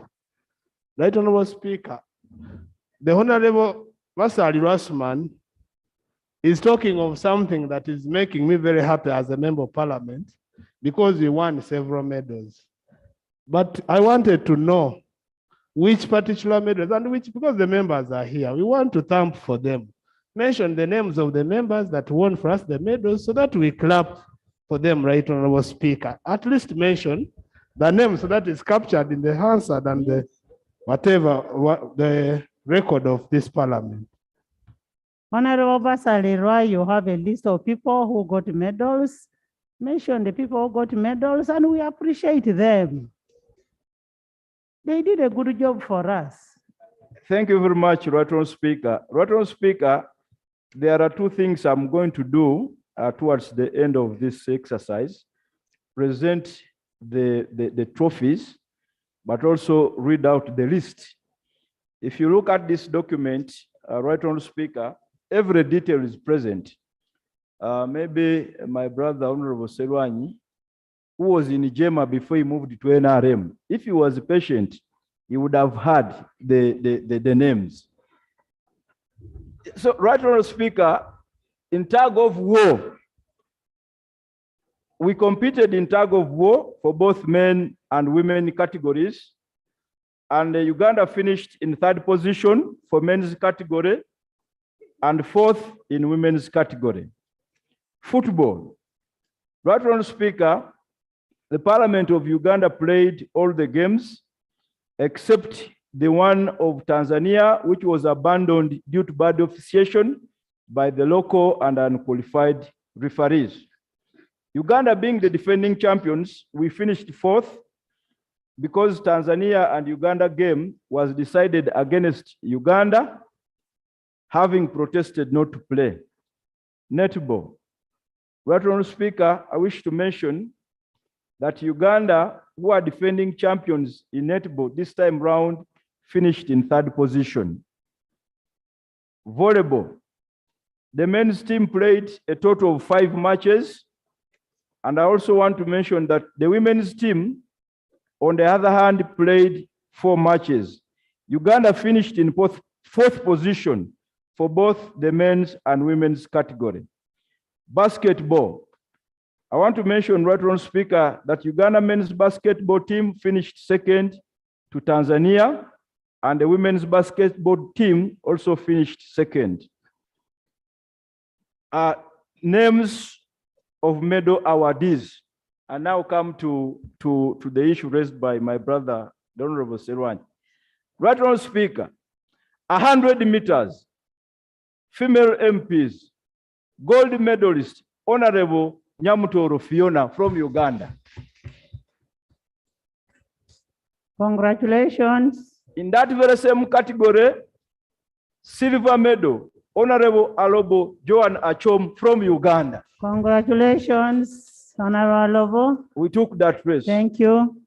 100 meters, male MPs, gold medalist, the Honorable Francis Zake Butebi. Congratulations. Congratulations. Thank you. Thank you. Bronze medalist, the Honorable Odoi Onen from Uganda. Thank you. Congratulations. 200 meters, female MPs, gold medalist, Honorable Nyamutoro Fiona from Uganda. Congratulations. Silver medal, Honorable Alobo Joan Achom from Uganda. Congratulations. Joan, you first time people are asking who is Joan. Stand up. Thank you. 200 meters, Right Honorable Speaker, male MPs, silver medal, Honorable Okrol Bosco. Honorable Okrol Kongs. Thank you. 400 meters, female MPs, silver medalist, Honorable Mugabe Susan. Congratulations, Sue. Where is Susan? Bronze medalist, Honorable Abeja Susan from Uganda. Abeja, congratulations. 800 meters, Right Honorable Speaker, female MPs, silver medalist, Honorable Mugabe Susan.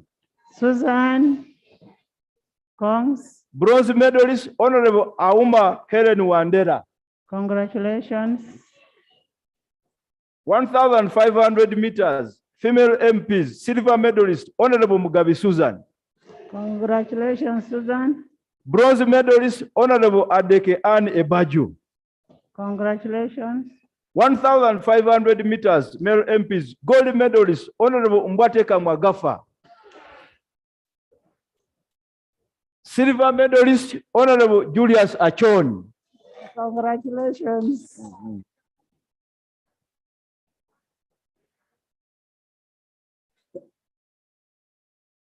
Walking race, Right Honorable Speaker. Female MPs, gold medalist, Honorable Akelo Christine. Congratulations, Christine. Bronze medalist, Honorable Abeja Susan. Male MPs, walking race, gold medalist, Honorable Chan Patrick. Congratulations.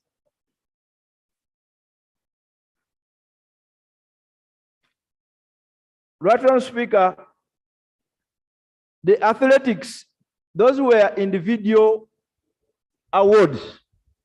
There are also awards that we received collectively for these competitions. In athletics, Uganda was awarded as the best female athletics team. It also received a medal for the best male athletics team.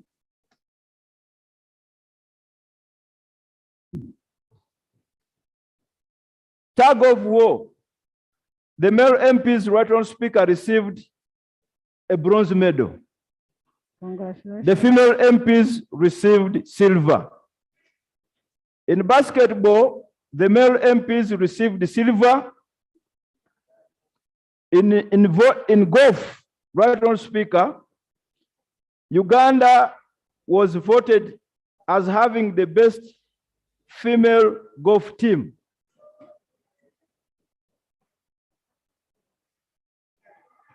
Judith, congratulations. Are you the one who was the best? Yes. And Congratulations. And right, Honorable Speaker, we also have a medal for the best golf male player, the Honorable Xavier Choma.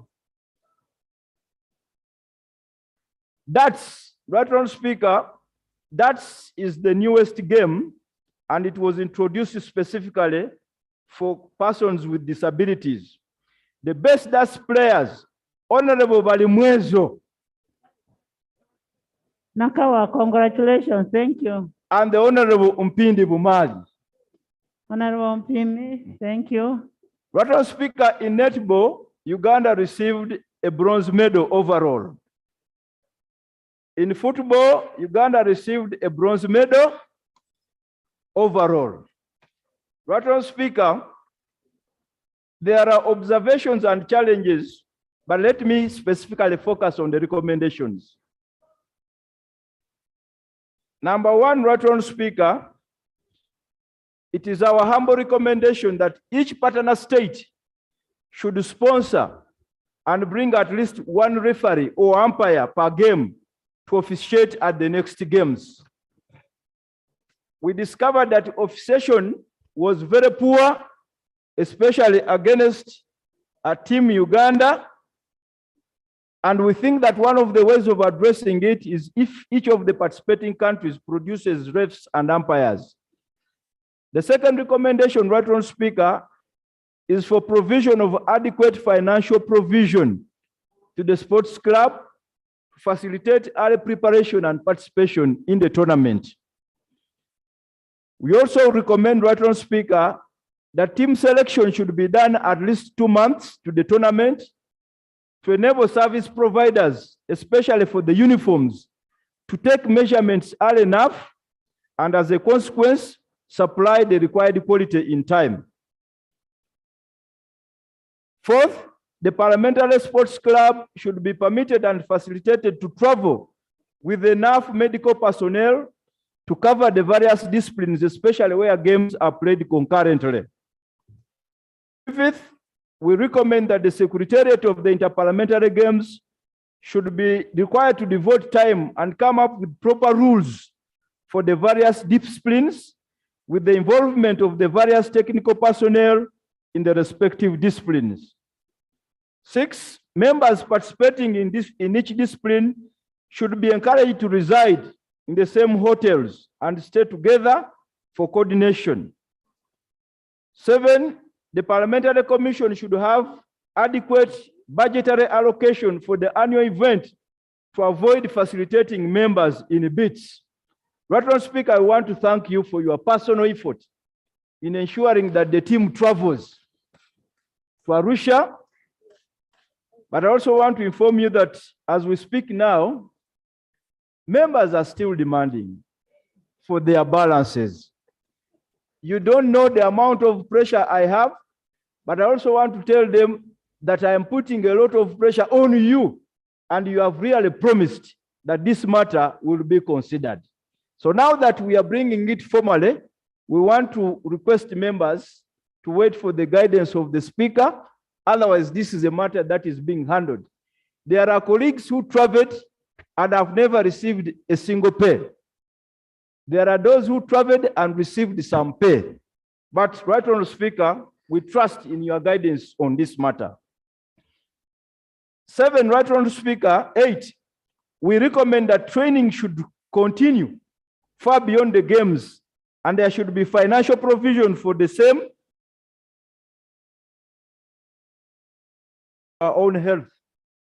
Right Honorable Speaker, I want to report that various disciplines have begun training or are continuing to train even beyond the normal parliamentary program and calendar. I know that football is doing it, volleyball is doing it, and basketball. We want this to be structured so that training is done on a continuous basis.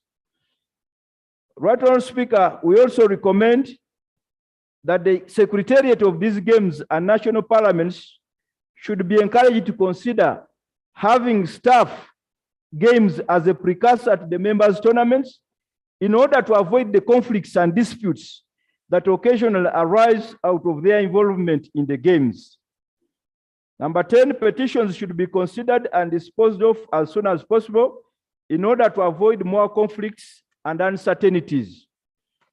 11, the secretariat should be advised not to create additional competitive disciplines in order to avoid the overwhelming numbers that have huge financial implications on national parliaments.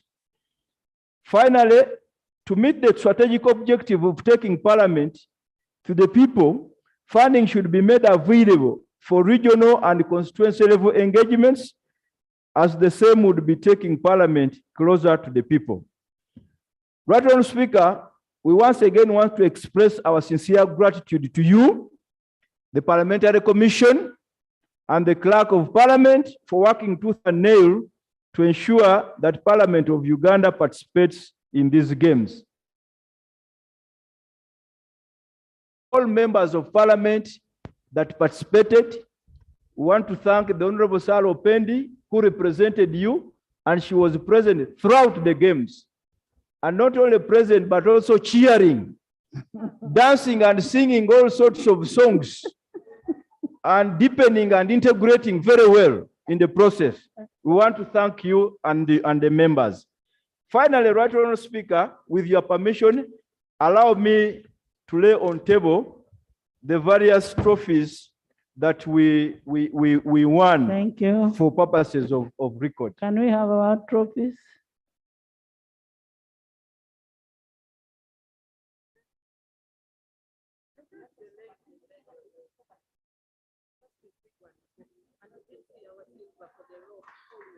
Thank you, congratulations.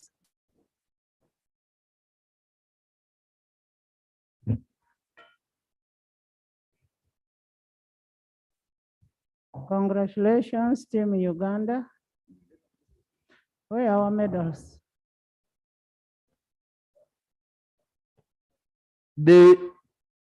Because this is parliamentary property, Yes. the medals were individual, they were person to holder.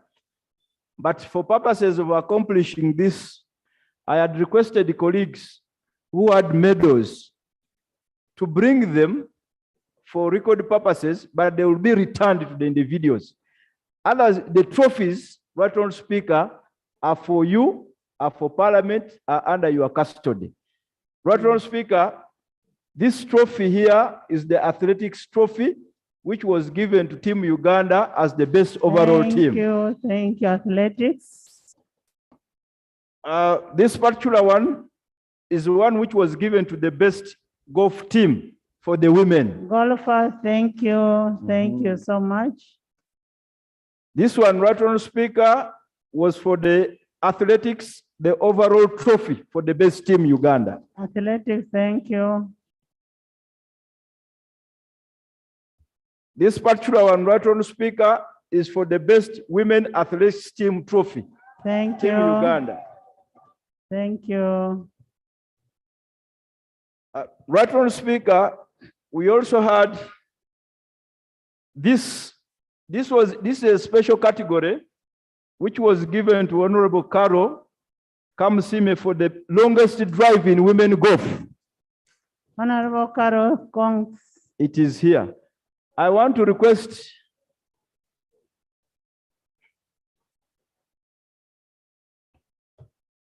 Right Honourable Speaker, there were medals that were received by the different participants. And these medals, Right Honourable Speaker, are from the different disciplines. But the highest number of medals, Right Honourable Speaker, came from athletics. Thank you. And I want, in a special way, to recognize the presence of the captain of athletics, the Honorable Julius Achom, Thank you very Thank much. you. Right Honorable Speaker, there was another category. I'm that told I- the voice is there. Matchbox. Matchbox, stand up. Yes, Honorable Sero. Right Honorable Speaker, there was a category of veteran athletes, 50 years and above, where the Honorable Elijah Mshemeza and the Honorable Alero Tom Azar participated, and Honorable Azar emerged the best in that category. Medals in that regard. Right Honorable Speaker, the athletics team over and above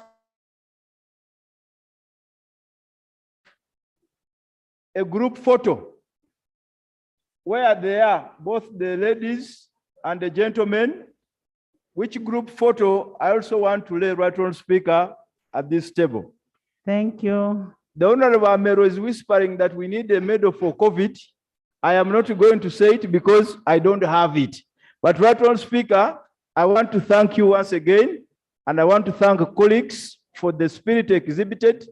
There were challenges, as I highlighted in the report, but right Honorable Speaker, going forward, we'll be able to address those challenges. I beg to submit. Honorable members, I want to thank you so much.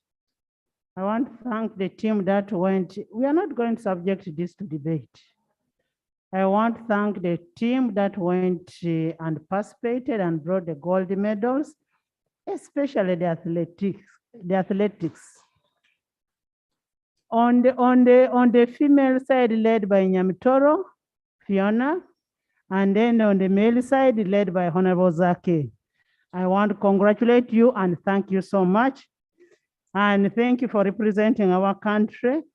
I know we had challenges. We are addressing those challenges, especially for people who were not paid. We had a commission meeting today, and we have agreed everybody who went there will be paid. Of course, you will understand what we've gone through as a country because of the budget cuts. We are not just refusing, but you're going to be paid. Take my word, it's our commitment. People will be paid, and the rest of the challenges will always be addressed.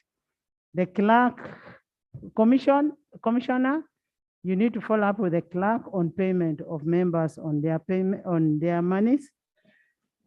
Much obliged. Next item. Item 4 of number 68055, PC Mukebezi Robert, a traffic officer by UPDF soldier, Corporal Babangida Bashir Mango. Honorable Minister of Internal Affairs. Lop.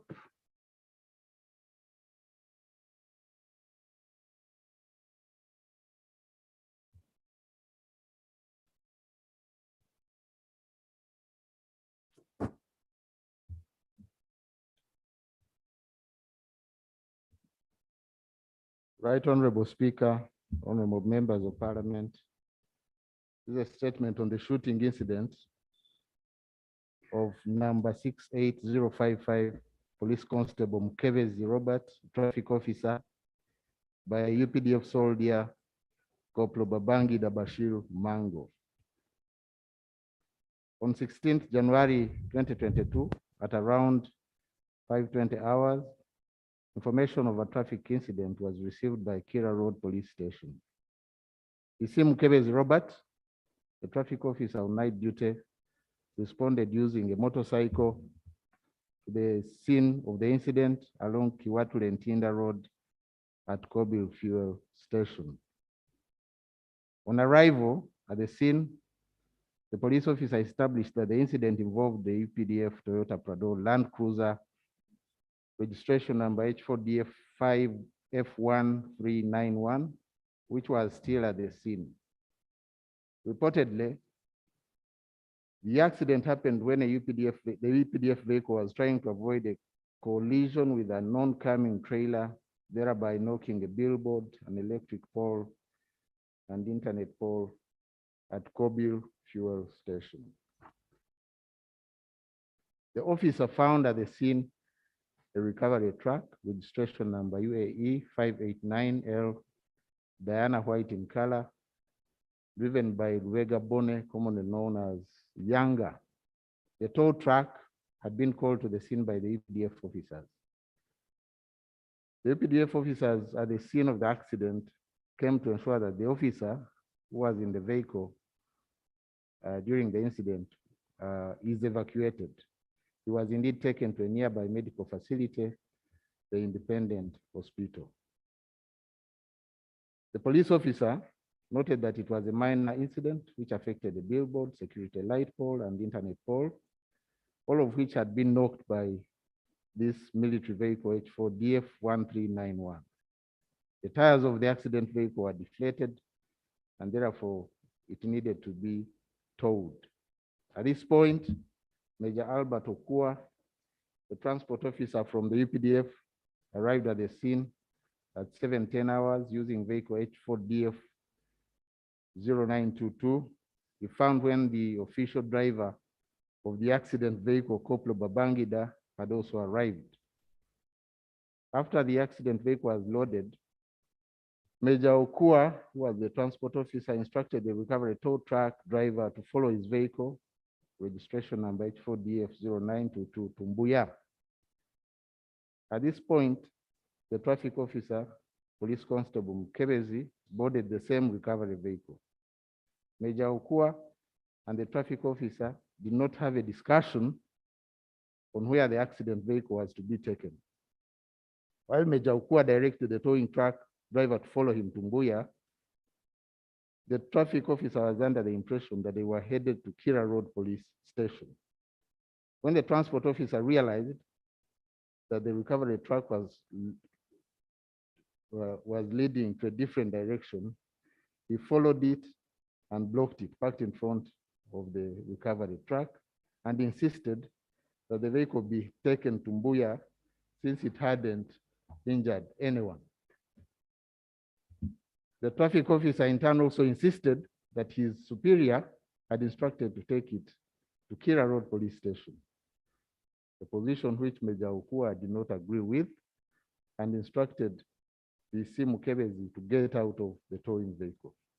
An argument ensued, and it is at this point that Koplo Babangida fired a bullet which hit PC Mukebezi through the front part of the co-driver's door of the towing vehicle. Immediately, the transport officer evacuated the traffic officer to Mulago Hospital for immediate medical attention. While at Mulago, the EPDF officers, together with the DPC Kira Road, agreed in the presence of the wife of PC Mkebezi, who had arrived, to transfer the victim to Victoria Hospital at the cost of the EPDF. Police Constable Mkebezi was admitted at Victoria on 16th January 2022 from Mulago Hospital, where he had been initially admitted with a gunshot injury on the right thigh inflicted by a UPDF soldier. On admission at Victoria Hospital, he was diagnosed with an open fracture of the right femur and hemorrhagic shock from excessive bleeding attributed to a probable major vessel rupture.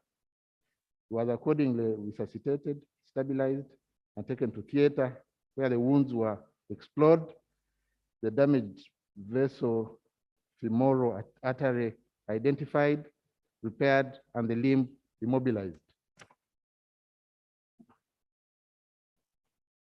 It was observed, however, that the perfusion of the limb remained poor and it was getting gangrenous. It was further noted that the patient was sliding into sepsis and renal insufficiency as a result of complications of the septic limb. Further evaluation by the medical people confirmed the limb to be dead and dangerous to life, hence the decision to amputate it above the right knee, an operation that was conducted on the 18th January, 2 days after the incident, in order to save his life after failure to reconstruct the severely damaged blood vessel. On the 29th January 2022, The patient became anemic, and the police emergency response team picked a unit of blood from one of the hospitals, Uganda Hospital, and he was transfused. The patient continued to receive comprehensive care at the hospital, including undergoing a series of wound revision surgeries, management for sepsis, and provision of psychosocial support and counseling. The patient is now out of danger, I want to report, and steadily responded to treatment. He was discharged from hospital last Friday and is recovering from his home in Mukono. He will return to hospital periodically for review. It is hoped that the amputation after effects will cease in due course, paving way for the rehabilitative phase of his management. Further actions: the UPDF transport officer was arrested to assist investigations. The weapon that was used in the shooting was eventually retrieved in Bukasa, where it was abandoned by Corporal Babangida Mango, who disappeared after the incident. The immediate family of Constable Mukebezi, the UPDF is meeting all the medical expenses. The police force gave him some money for welfare support while he was in hospital. The officer and his family have been counseled about his condition and future work in the force. Efforts are underway to apprehend and bring to book the fugitive culprit through tracking his movements. His last known suspected location was Buikwe by tracking his phone. The Ministry of Internal Affairs and indeed the Uganda Police will strive to get some form of restitution for his life-changing injury, including getting an artificial limb and some compensatory assistance, working with the Ministry of Defense and the UPDF. I beg to submit, Right Honorable Speaker and honorable members. Thank you, Honorable Minister.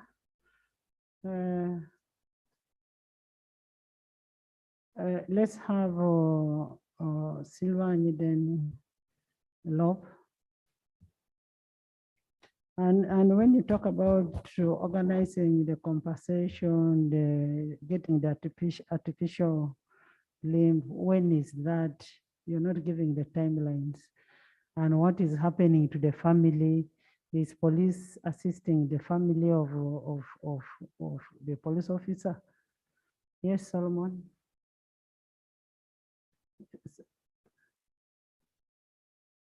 Right Honorable Speaker, the artificial limb has to await the final healing of the wound.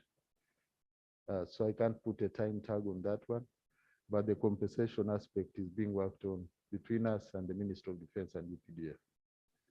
And we shall report back to the House. Solomon.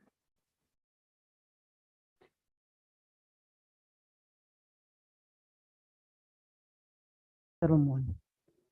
A police officer was on duty and an army officer shot the police officer, and the police officer was amputated. He has been in Victoria Hospital, and that's why we asked for a report from the minister to that effect. Because today that police officer has been shot while on duty, tomorrow you'll also be shot when you are just getting out of Parliament. Yes. Goreth. Right Honorable Speaker, I'm raising on a procedural matter. We've been having several cases of citizens of Uganda who have been recklessly shot by security agencies, and they are out there without being catered for. Right Honorable Speaker, I sympathize with the family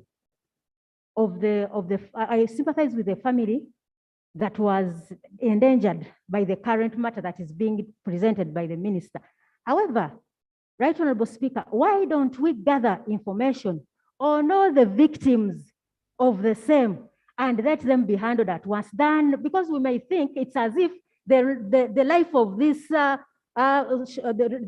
life of the policeman who was shot matters more than the life of those Ugandans who are suffering out there. We've seen cases of Ugandans in hospital seeking help seeking help from parliament, seeking help from members of parliament, for to be helped by the Ministry of Defense and other agents. Right, Honorable Speaker, can we get a full report of the cases of those members that have been recklessly shot out there? Because it may seem as if this is most important than other Ugandans. Right, Honorable Speaker, I request that we get a concrete report on all those reckless shoots by police and other men who hold guns. Yeah, you know, the gentleman was shot. Yes. Thank you, Right Honorable Speaker. And to my colleague. And for information, we condemn any shooting. Yeah, Right Honorable Speaker, to my colleague, what we are doing is actually setting the precedence for what you're talking about. Because shooting is something that should never be heard of in Uganda. The question I wanted to ask the minister, because Honorable Minister, I am the one who went.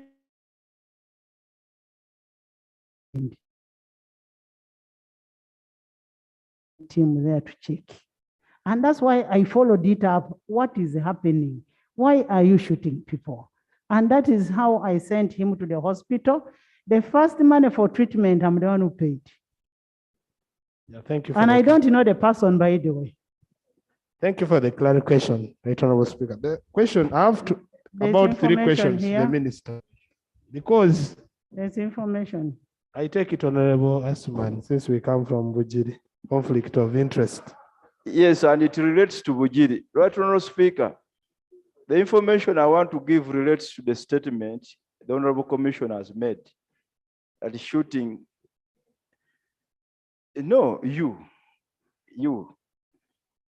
that the shooting is unique and has not been happening. Okay, the information I want to give is that in Bujiri, during the NRM primaries, police shot a lady, Cockroach's mother. You know it very well. In my own by-election, police shot and killed my AD, Asmani Waliendo. You know it very well. So it is now becoming a pattern. I was present when Honorable Francis Mwijuche was being shot in Zambia. His leg, I was present by security agencies. So, and that's the information I want to give you, Honorable, as you begin your deliberation. Thank you, Honorable Asman Basalira. Actually, I didn't say that the shooting was unique. No, nothing was unique. It is a bad incident that happened. It is a bad incident that happened and should never happen. And I strongly stand to condemn it as a Ugandan legislator. And all the other incidents that happened in Virginia and everywhere in Uganda. And Honorable, this is a precedence for what you're talking about. We should stop such kind of incidences. The questions I have for the minister, when I visited the hospital, I interacted with the police officer. You are talking about the one person who shot, but it was a scuffle involving many army people and with many ranks. But now we are talking about one fugitive who is on the run. I would like to know, Honorable Minister, who are these other people who came at the scene during that scuffle when the police officer was actually shot? Because he said many UPDF officers came, like 10, and that is when he was shot. 2, the Minister of Internal Affairs should tell us in Parliament today why. Just a second, let me drive the point, then I give you. Can you wait and he finishes his statement? Why is it that, Honorable Minister, on the road, traffic officers are crying? UPDF officers don't respect the traffic rules. They intimidate the traffic officers who are on duty, and they abuse them. Is it something that you cannot control as a ministry? That is a question that you should answer. Then 3, and maybe lastly, I know that other members will come in. The family, the time I visited the hospital, Right Honorable Speaker, only the money you gave me The only money that the family had was the money you gave me, Right Honorable Speaker, to deliver to the family. And it was from your personal money. How long does the UPDF take to respond to such an incident? Because I went there after about 5 days and the man was still stuck. The wife was outside. Everybody was stuck and tears were everywhere. How long do you take to respond whenever there is such an incident? I beg to submit. Honorable there. Switch on. Thank you, Madam Speaker. I'm Taban Sharifa, the woman MP of Koboko District. Right Honorable Speaker. Granddaughter. Yes, Madam Speaker. Right Honorable Speaker, recently there has been there was how could I put it? A havoc happening in my district between the URA agents and the youth. And there was a shooting happening by UPDF soldiers. And these soldiers killed one innocent man and injured several other people, youth. And actually the person they shot was not even participating in the shooting, in the havoc, on the saga that was happening. He was innocently trying to flee. And this man was just shooting anyhow. And our LC5 went close and told him, you need to stop attacking the masses. And this soldier turns around, points his gun at our LC5 and tells him, if you move or speak anything, I'm going to shoot you. So my concern is so my chairman stood there, he didn't know what to do. He didn't know what to do. He was helpless at that point.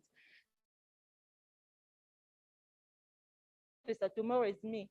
I feel, yes, if in my district, our LC5, who is the president of the district, can be pointed, a gun can be pointed at him. Well, who am I? When are they going to point it at me and, if possible, shoot me too? Okay, Thank you, Obiga. Honorable Speaker. Thank you so much, Madam Speaker. I rise with a lot of pain in my heart. From the time I joined this parliament, I've buried around 6 people being shot at by either army or police, and they die just like that. As painful as this particular story is, all these other people who have been buried are so very painful to all of us.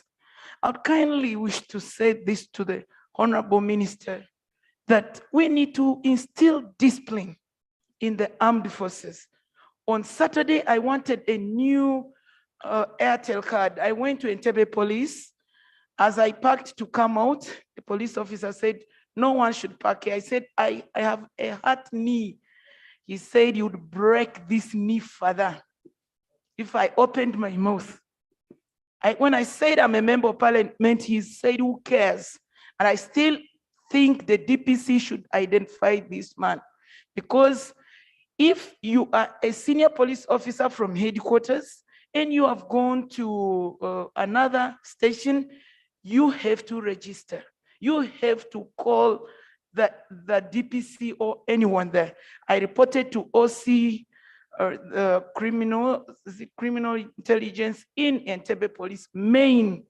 So, Madam Speaker, I'm just here saying that all other souls matter. Not only that, there is grievous suffering in this country. Torture is like nothing.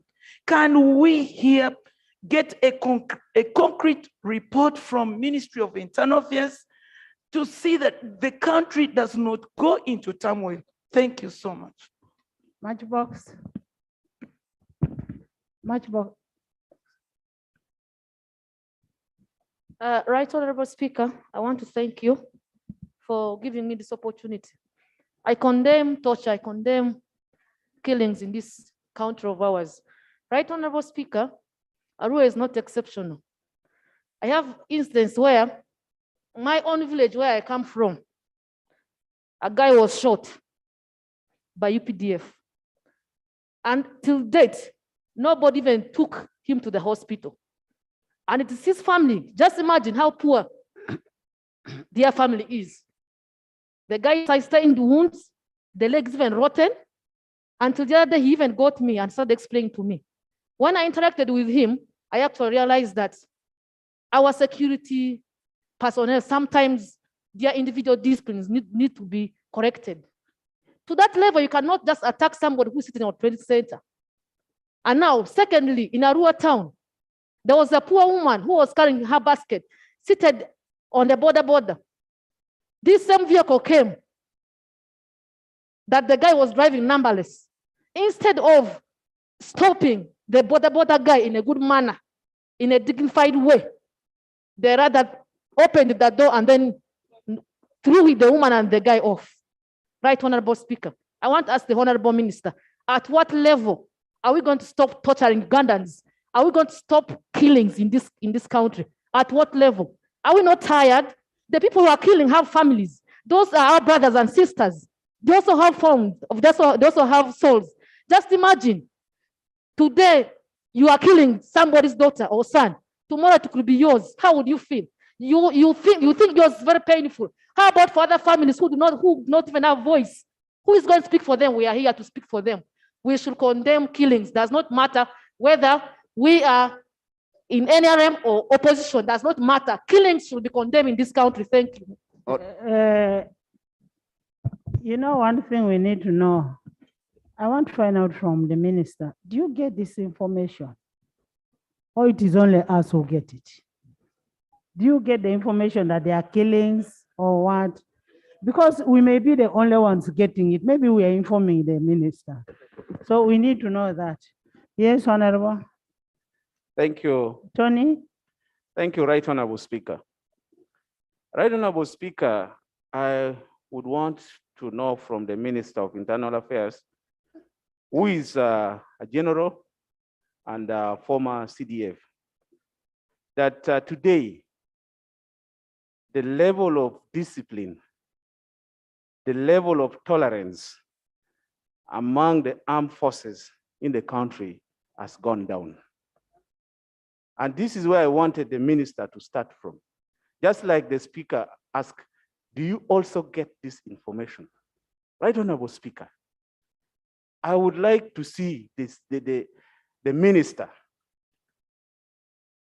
Defense and Internal Affairs, sit down and they craft a way of saying that the arrogancy, the I don't care attitude, the believing they can do anything within the armed forces is dealt with. Right Honorable Speaker, we are here and you know, most governments failed in this country because they had failed to control the army and the police.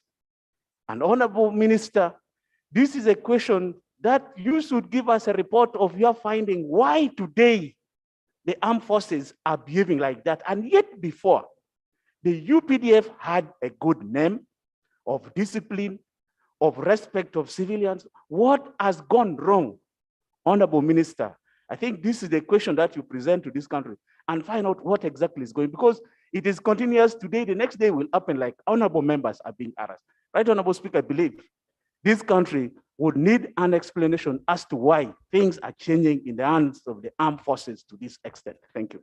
As I was growing up, I'd always known that defense was the most disciplined forces.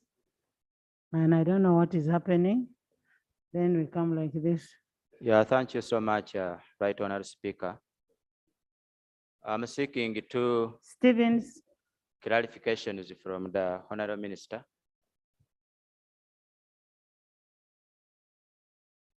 Clarification number one, Honorable Minister. We have already observed that the UPDF does not respect police officers.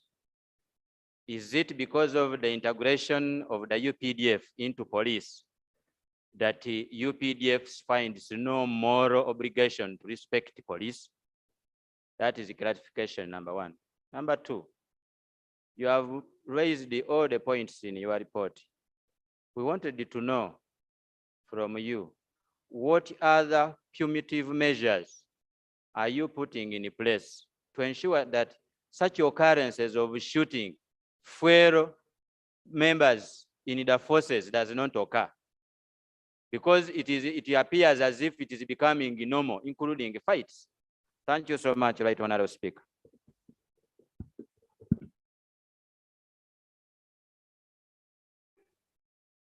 Jonathan, Christine. Thank you so much, Right Honorable Speaker and colleagues. I want to thank the Minister for the statement over the shooting of the police officer who was on duty. But I want to add to what my colleague here said. In fact, my temper has raised when they talk about killing. See, on October, I raised an issue of national importance here, where the officers from Wildlife Authority have been killing my people at will and anytime that they feel it is necessary. In fact, right now I'm paying school fees for almost 10 children whose parents were just killed by these officers who are protecting the forest. And now it's about 4 months, there's no report in the house. And these are women with very many children. Their husbands were just killed even when they were doing nothing wrong. They have never arrested. They may be taken if they are found on the wrong. These officers are just controlling the forest. They cut trees, they sell, they rape women, torture others. In fact, I'm almost wondering whether we have Madam Speaker. I want to thank the government for Procedure, Madam Speaker. Yes. Sorry to interfere, honorable members. Remember, I just seeing on the screen, they are showing him as a Boalu, Honorable Boalu of Soroti, City West. Yet Honorable Boalu is seated, is not talking. So the people who are doing the camera should give the correct name. He's called Chemonges William from Queen. Chemonges, you can finalize, then Ebwalo will come. Thank you for correcting that, my honorable colleague. I think it's a high time we really agree as members of parliament, and we set precedents on what we should really do with the unarmed officer who is professional enough and just pulls a gun and shoots a civilian. It is really shaming us as a party. I'm NRM 100 plus 1%. But the killing by trained officers should stop today. Or else we should all fight. In fact, in my area, I have told my people that if such a thing happens again, I will live here, we will all go to the bush, we will all attack we shall attack these posts, the war officers' posts. We are not going to leave them.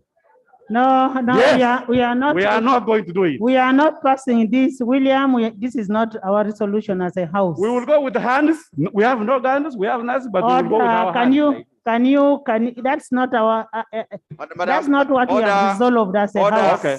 Order. Madam Speaker, order. Madam Speaker. Sit Order. down. Order. Okay. That is not our resolution. Can you withdraw? Because withdraw it. Yes, You're preaching violence, which we are saying should stop. Okay, I withdraw. On apology, but with a very strong statement from the government side. You see, honorable members, their professional ethics for an officer, even if you are attacked by a civilian, the armed person should have some ethics of not firing back. Honorable Minister, Jim, my bodyguards were attacked. Somebody wanted to disarm one of my bodyguards. And I really thank God. If I was recommended for promotion, that officer should be promoted. He desisted from even shooting one bullet. And that is what people should do. Why would you shoot a person who doesn't have, who is not armed? The best thing is maybe to get away. Now that police officer, why was he shot? Most of these people, like the LOC5 was said, talk and we finish you. How? William, Jonathan. Then there's a procedure matter here.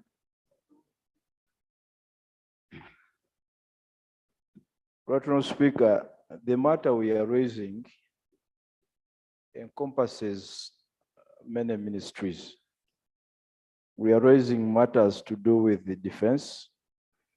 We're also raising matters to do with internal affairs. And the other day, Right, Honourable Speaker, when we put the Honourable Jim Muhwezi on the spot, he was hiding. That is not under me. That's not under me. Right, Honourable Speaker, our procedurally, wouldn't it be right that matters related to security are comprehensively discussed when all line ministers are present?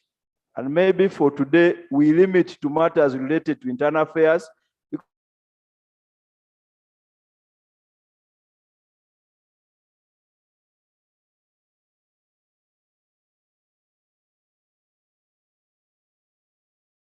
By the UPDF, these generals don't want to make lines along the roads.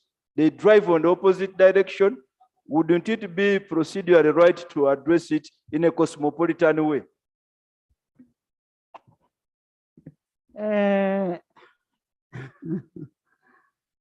I've seen a Minister of Defense here, and the Minister of Security is here.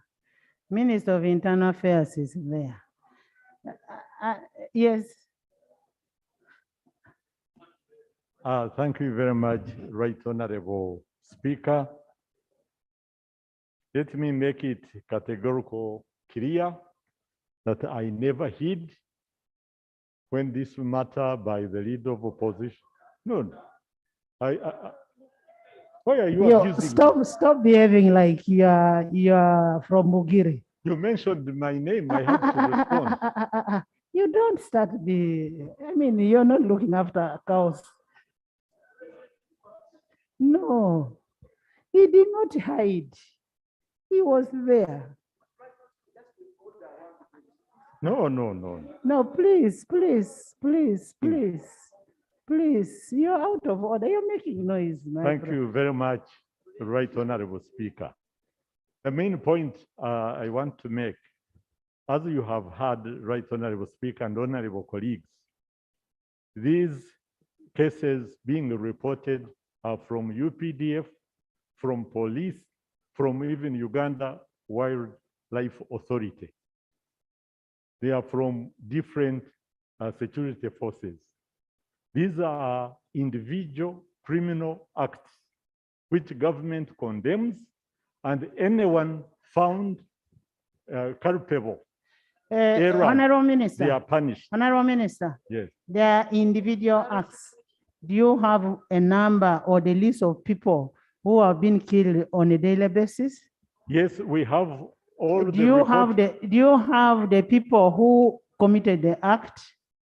Many of them do not come here, but they are arrested and No, I punished. am asking you, do you have the list of those who Yes, we committed the can act? produce the list. What action have you taken on those We take persons? them according to the law. They are punished. Some people have been shot.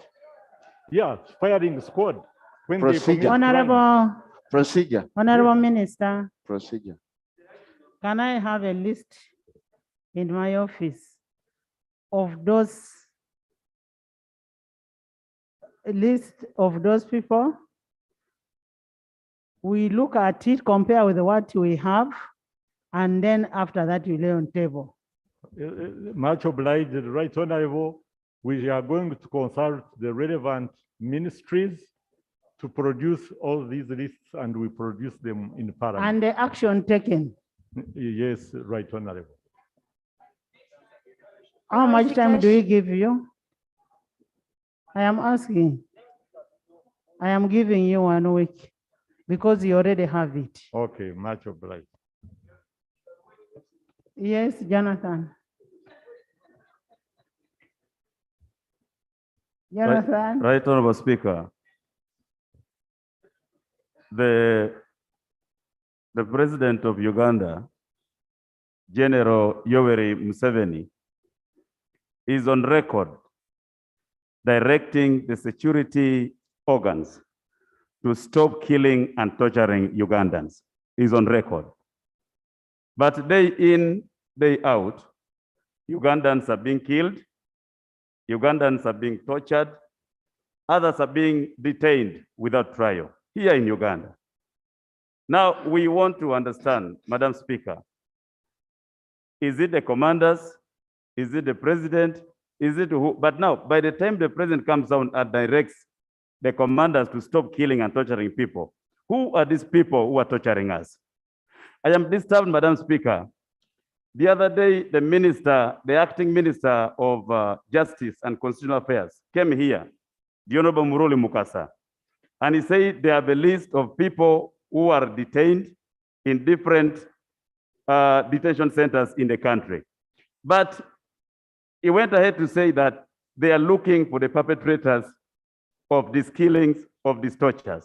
I ask my question, if you have the people that are being tortured with you, who is torturing them? You cannot come and lie to Parliament. You have the list of people who are being tortured and the centers they are in, and you don't know people who are torturing them. This is who is lying who here. Minister of Security, the Honorable Jim Muhwezi, you have been in this country for a very long time. You have been in and out of government. When you are in out of government, you know how bad it is, how painful it is to be out of government. At least you have been in and out of government. When you are in Luzira prison, when you are detained in Luzira prison, you know how painful it is to be in prison without trial. I remember you cried and said it was persecution. What about others who don't have fathers?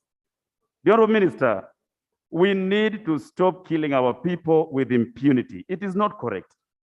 If we are going to continue killing people like this, the trigger happy boys, the trigger happy security officers, Madam Speaker, must be brought to book. Because if this continues, it is not good for the government. People out there will continue saying it is President Museveni who is doing this, yet it is the errors of a few individuals in security.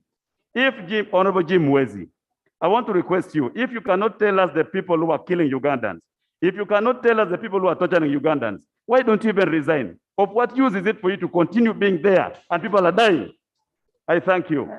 Honorable Jim, you will respond. Let's get from Yes. Honorable Jim. I have a right of response. Honorable Jim. Honorable Jim, you sit. Honorable Jim. Christine. Honorable Jim, you will respond. Thank you for the opportunity, Right Honorable Speaker. I understand that we are coming up with resolutions and proposals to ensure that this does not go ahead. But we already have affected persons. And the Speaker has already started contributions. I inform you, Right Honorable Speaker, that the rest of the affected persons, it is us, honorable members, who are footing the bills or paying school fees and looking after those families that have been affected. So as we look out for these affected persons, especially health-wise, the families behind them are suffering. We need a detailed plan for compensating these people who have been affected. And then we would also like to know who actually approves the list of soldiers. In Chivoga, whoever wants to evict people comes with soldiers. And they just settle in front of your courtyard and say, anybody here will be trespassing. And people get lost. So why do we subject soldiers who are ready to kill on the flesh, who are ready directly to go direct to our people? Who approves those lists? So we are here to inform you that let's also get a point of reporting. Otherwise, we have a lot of cases suffering with a lot of expenses to this family. Thank you, Right Honorable Speaker, for the chance. Thank you, members. It is an agreed fact that there are killings. And the killings are by officers who do it carelessly. We now need to look at what do we do? What is the solution? How do we stop this kind of killings? We need to know who are, and that's why we have said you should lay on table that Malende. Thank you, Right Honorable Speaker. Shamim Malende, the District Woman Representative for Kampala. I have a point of clarification that I need to seek from the Honorable Minister, and it is in respect to the fact that what measures are being taken by the Ministry of Internal Affairs, Ministry of Defense, and Ministry of Security to address the issue of misuse of guns in Uganda. Because as we speak right now, Right Honorable Speaker and the members, it's very clear that these days every person who is connected, is seen moving around with either pistol, whether they are uniformed or not. So we need to find out who are these people, who issues guns to them. Is there a system that is being put in place to either recall back all the guns that are in circulation so that we can use it as a remedy to avert this crime? Thank you. Yes, Kavanda. Then Mujuche. Thank you, Honorable Speaker. Thank you very much, Right Honorable Speaker. We are. Kavanda, the man.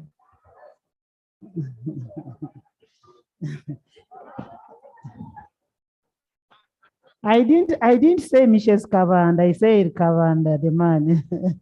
Kavanda, Kavanda, the man. The other one is Hajat. Most obliged, Madam Speaker. Hajat, you will speak after the man. Madam Speaker, I want to thank the Minister for his report. But to me, I don't think that the Minister of Internal Affairs is the one who's supposed to respond on this matter. The one who shot is from the Ministry of Defense.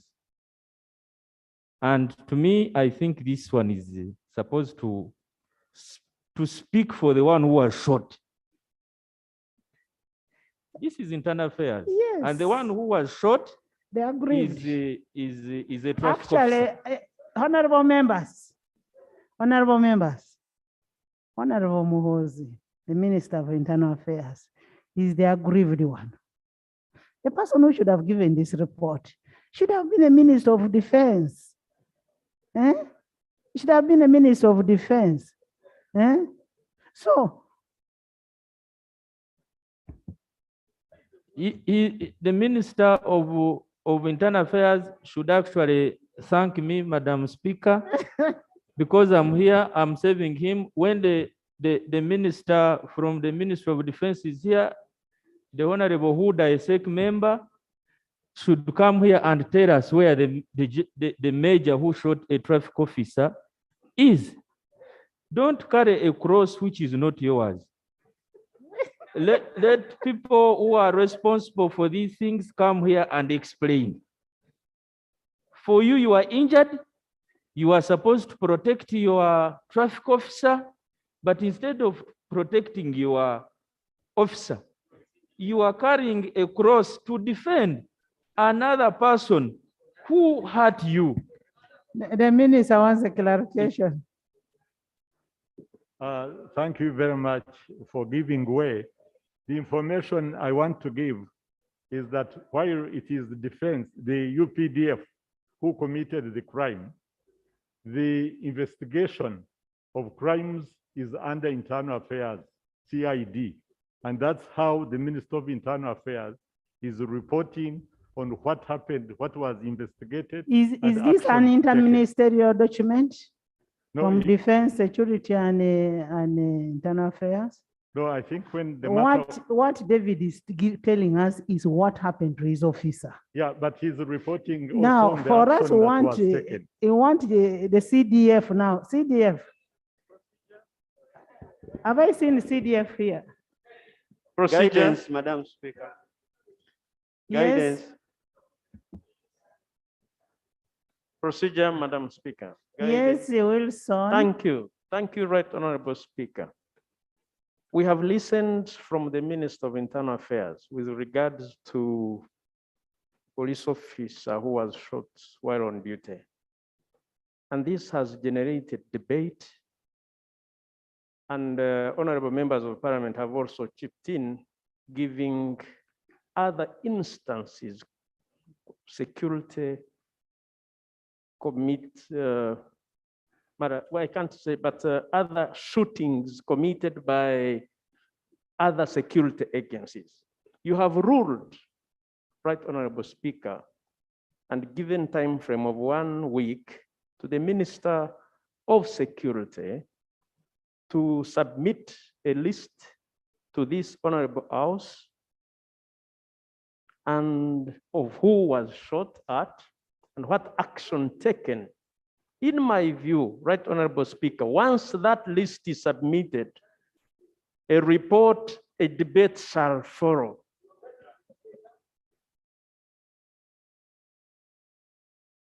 Properly, Right Honorable Speaker.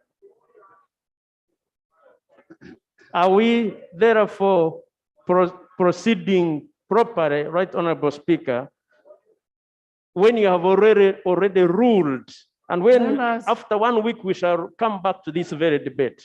I beg submit. Members, honorable members, we also have a document from the leader of opposition, which is going to be presented.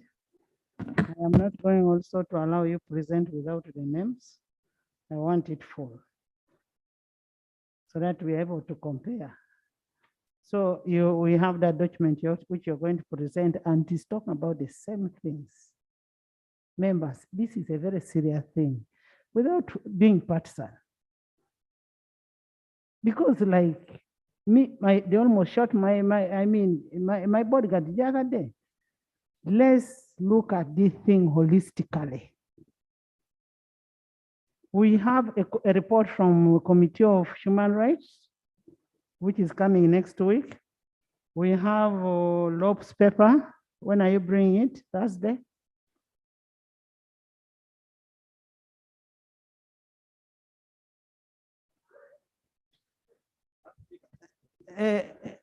Members, listen. We are going to repeat the same thing. Guidance, Madam Speaker. Now we are looking at a way forward. We are looking at a way forward. We need this issue debated holistically with interministerial document where it's going to lay the names, the actions, the way forward. And as Christine is saying, was it Christine or somebody, that these families are looking at us. What do we do? How do we help these families? What action has government taken to support these families? So we need that report on what we should do. And truth be told, these killings are not good for our society. The kids that are growing up are now getting to know that it's okay to kill. It is not good. Let's desist from this. Let's instill discipline in the army, in police, in everybody who has a gun. If somebody cannot hold a gun, then you must remove that gun from that person. People need to be professional. So we are going to have a debate. I have given 1 day for parish model. We will also have that debate of the torture together with the killings. The house is adjourned to 2 tomorrow.